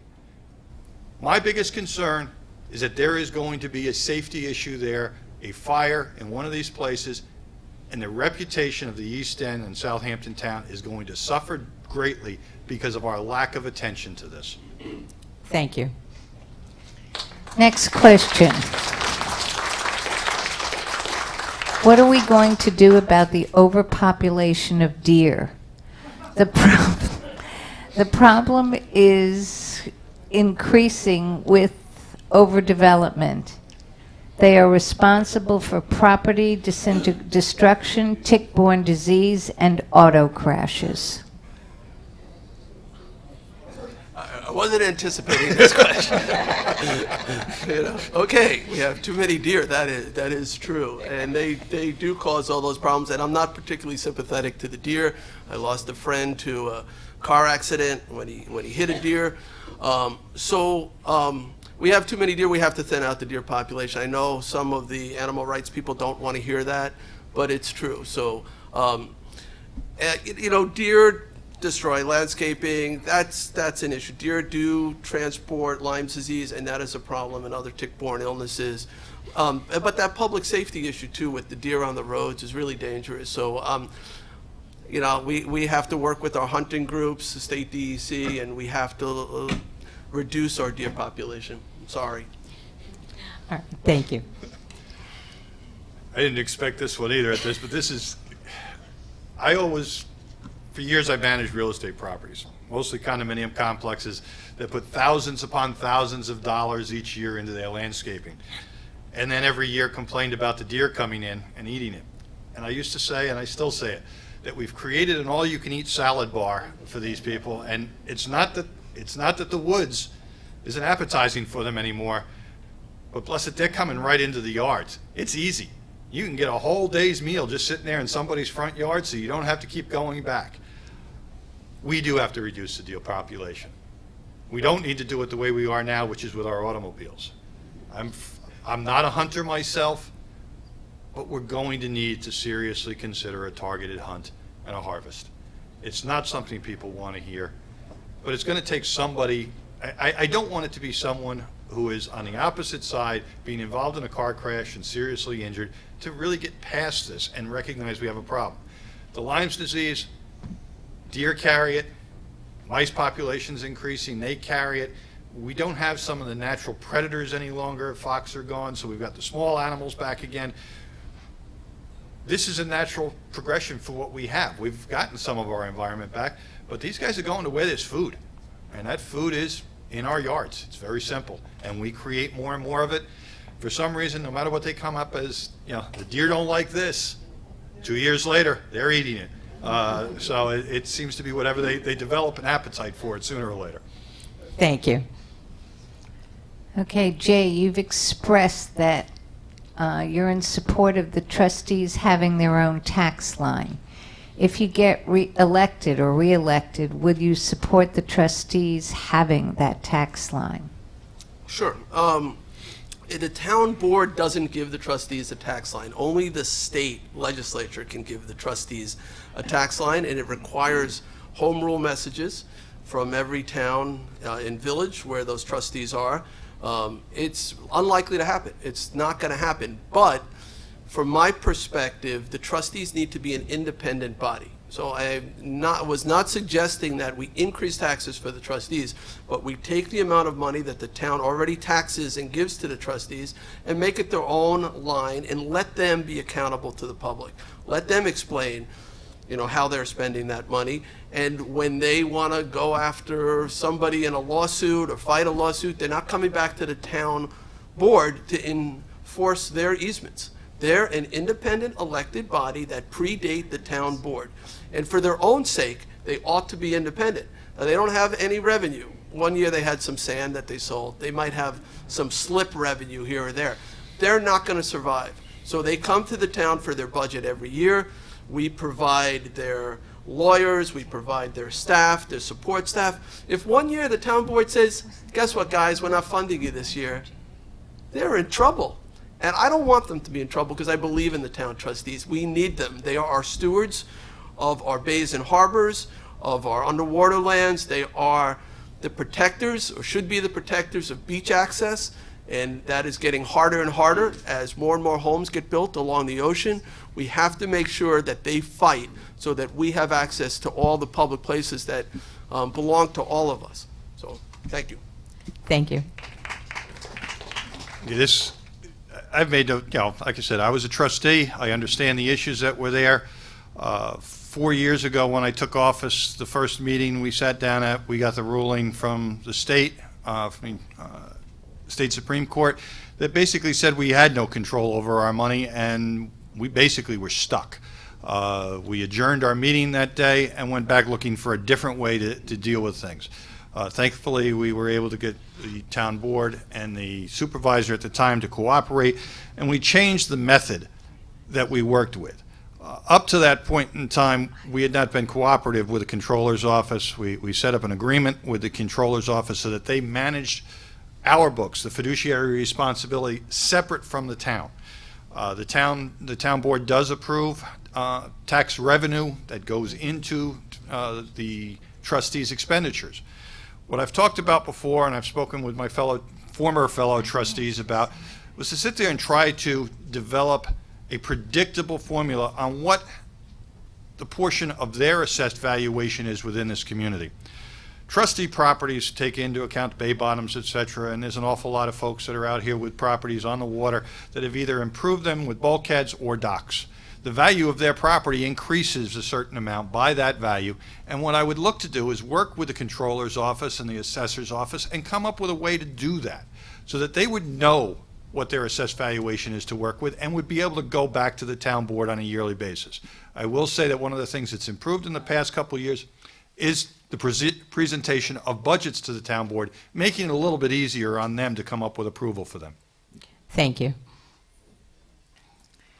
Okay, in the 2018 budget, there's $200,000 for a supplemental EIS for Hampton Bays. What is that? Oh, master plan.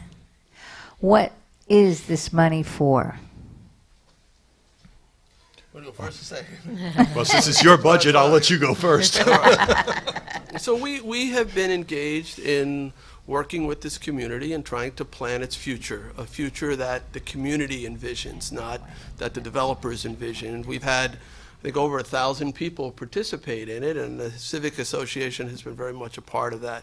So we have included planning money to continue working on a more detailed plan so that we can unfold downtown. And downtown needs some vitality. It needs, and I think everybody said that when we did the surveys, everybody said we want it to be vibrant. Well, what does that mean? They want people spending money, young people, you know, outdoor dining, all these things that make it a vibrant area. Some people don't like the direction it's gone, so they want to make it a little bit more economically vibrant. So that's what the money is for, to work with the community to develop a plan that Hampton Bays embraces so that the downtown area grows the way you want it to grow. Thank you. Right. Well, I don't know, Jay just said what that was there for in the budget. One of the things that I do know is that anything that we come up with as far as a plan for downtown Hampton Bays has to have the economic feature considered.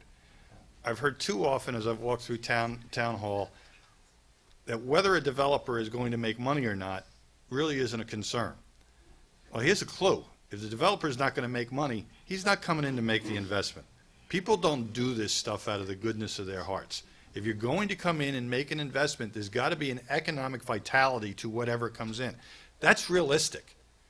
To sit there and create a dream plan and have nobody come in and invest in it means you're going to continue to have deterioration of your real estate in the downtown area. I don't think that benefits anybody. So when we consider what's going to go on out there, we've got to consider whether somebody's going to come and spend the money on it. I live in West Hampton. I've listened to this in the village of West Hampton Beach for years. Oh, it's all real estate offices. We have nothing there anymore. Well, there are issues that go on with that. Septic is a major problem. It will be a major problem in Hampton Bays. It was a major problem in West Hampton. That issue has to be addressed head on and resolved. If we're going to get people to come in and make this investment, they've got to be able to open up and make some money. Otherwise, you're going to end up with vacancies again.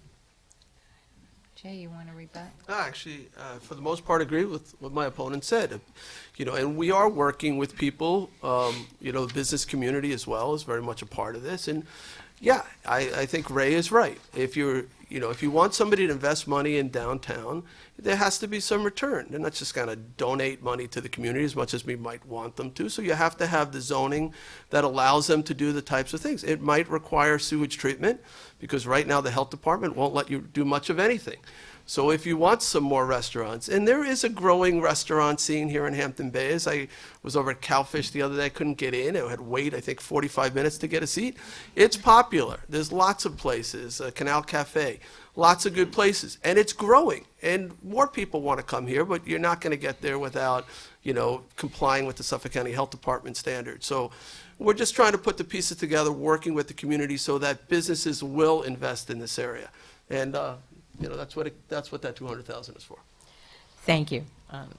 No? Okay. All right, we just have time for one or two more questions before close. Okay. Take your pick. No, let's do this. Okay. What do you think of the rental registry?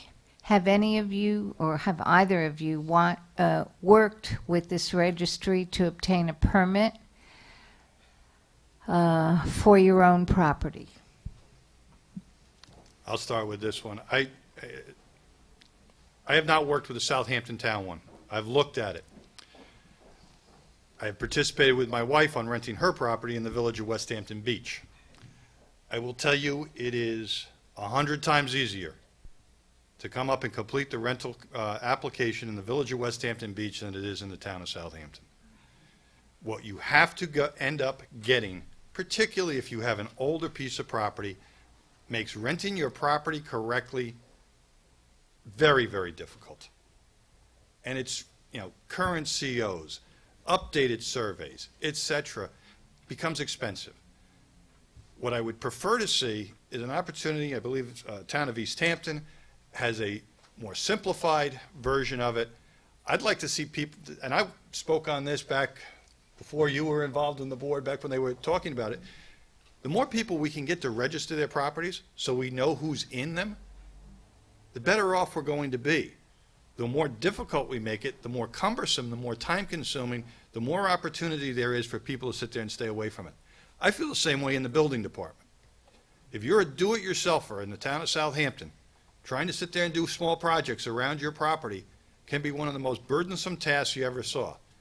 Walking in and standing in line in the building department, you feel totally intimidated by what you're coming up with. We need to start making these things more customer-friendly. And when I mean that, when I say customer-friendly, the taxpayers and residents are the customers of the town of Southampton, not the other way around. Thank you. So the rental registry was created, I believe, as a tool for code enforcement because there were so many, there were so many rentals, and they needed to get kind of a handle on whether they complied with the code, were they illegal apartments, and it was really a tool for them to get in there and if there was 8 cars parked at a house, it's probably being rented if they didn't have that rental permit. And through the rental permit, you could say, you've got to comply with all these codes. You've got to make sure you have a CO and smoke detectors and all those things. I do think that the permit in Southampton is onerous. It is very complicated. Ray mentioned the one in East Hampton. It is quite a bit easier. In Southampton, it takes a long time to get it done. And I think that Ray's suggestion that really everybody ought to come in, so, anybody who's renting should have a rental permit. It's in our interest to make it streamlined, to streamline that process. So, somebody came to me the other day and she was concerned that, do I have to, every time I have a new renter, do I have to go and tell the town who's in my house? And the form actually tells you that, it says you do. You have to put the names, their birth dates. It's a little bit much, honestly. So I think we want people to not turn their houses into grouper homes or into boarding houses or into hotels. I think that's where our focus has got to be. I think working with our residents so that we can make sure they're renting it in a way that doesn't compromise the enjoyment of neighbors is the right direction for the town. Thank you. This is the last question, too. What is your... like that it's the last one? So that one I'm anxious to read. What is your position on the Hills PDD, for or against? I'll take this one first. I made no secret of it. I came out in the newspaper. Well, it was part of a 45-minute interview, consisted about 2 minutes of the interview, and turned out to be the entire article in the Southampton Press. I came out in support of this. I did not take this position lightly. I reviewed the FEIS.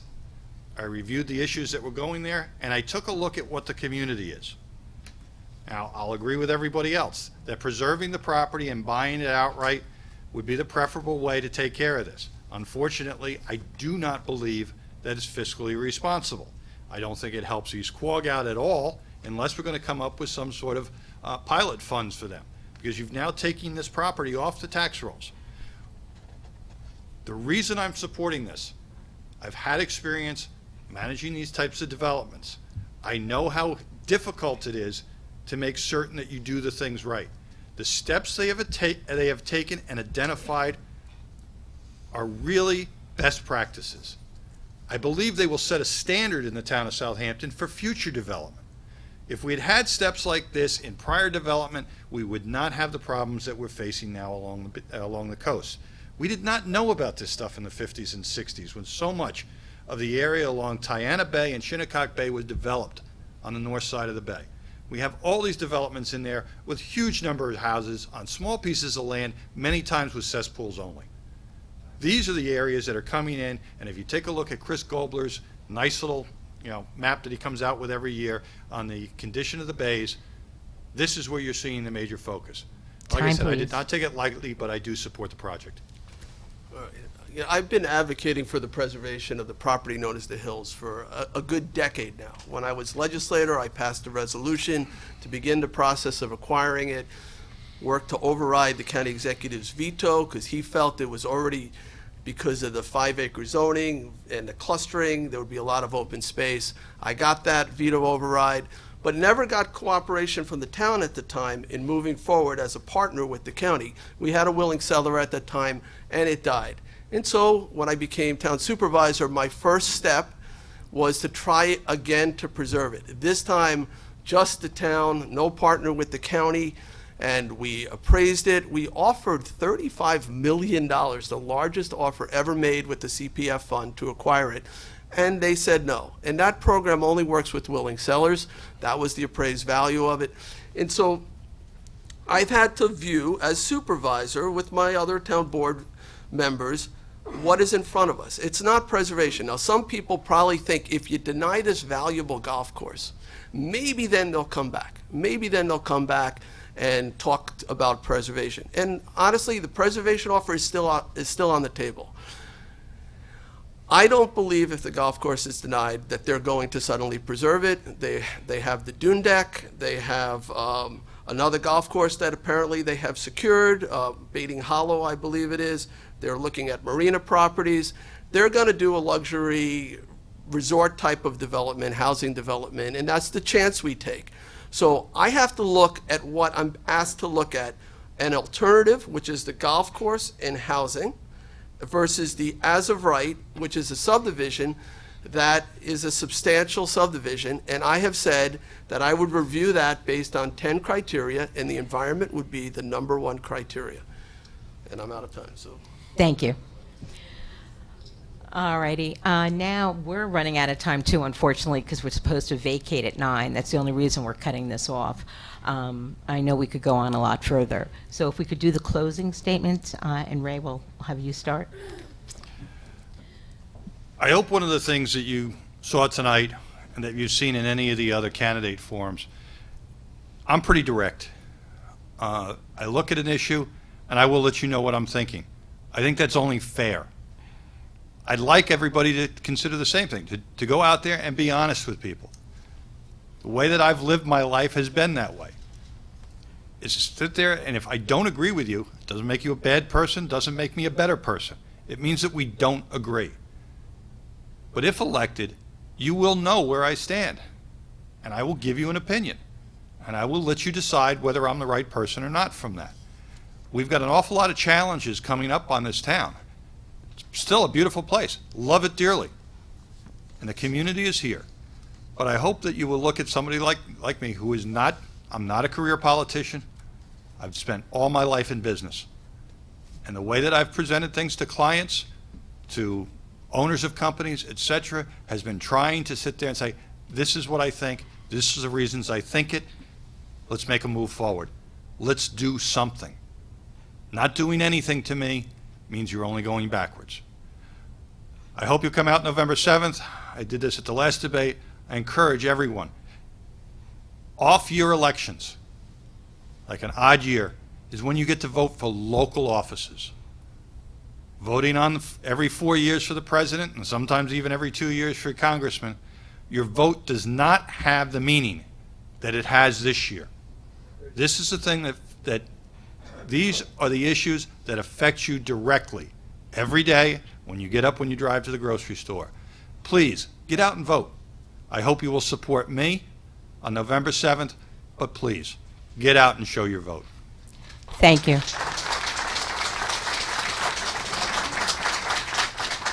All right. Thank you again. Thank you for hosting. I'm asking for your vote for re-election for Southampton Town Supervisor. I've been working hard every day since I've been elected to deliver for you. Hampton Bays has been really a central focus for me, trying to make this community a better place, whether it's working on flooding and Dune Road or rebuilding the pavilion or Good Ground, the new park, the Marine Park. I'll just give you an example. When bunker fish started popping up dead in the bay, quickly took action for fear that these fish were going to be rotting on the beaches. Assembled all the resources really quickly. Now, how was that able to happen? Well, I had a little bit of knowledge, right? Because I knew people at the county level, Department of Public Works and the county executive. I knew people at the local level to be able to address it really quick. And I would have been hearing about it if that fish were reeking for weeks and weeks and weeks. So what you're benefiting is the problem that didn't happen. So I think I'm a decent problem solver. I have a background in science, in education, in administration, as a legislator, as a supervisor of both this town and formerly East Hampton Town. I use those skills for you, and I listen, and I sat through all those hearings. And I don't always know the right answer. I listen, I try to come up with creative solutions, and I am not rigid in my opinion. I have changed my opinion based on what I hear at those public hearings. But all I know is I believe deeply in our community, and I want it to be a great place, not just our environment and our building, but the people who live here. We have got to do a better job to retain our workforce, to address the high cost of living in our area, to create opportunities for working people, the next generation of working people. And yes, we have to protect our waterways. We have to address the traffic solutions, traffic problems. So who do you want? Like, who do you want as supervisor to bring the community together and address these issues? I believe I'm the right person for that. I ask for your vote on November 7th to re-elect me as Southampton Town Supervisor. Thank you.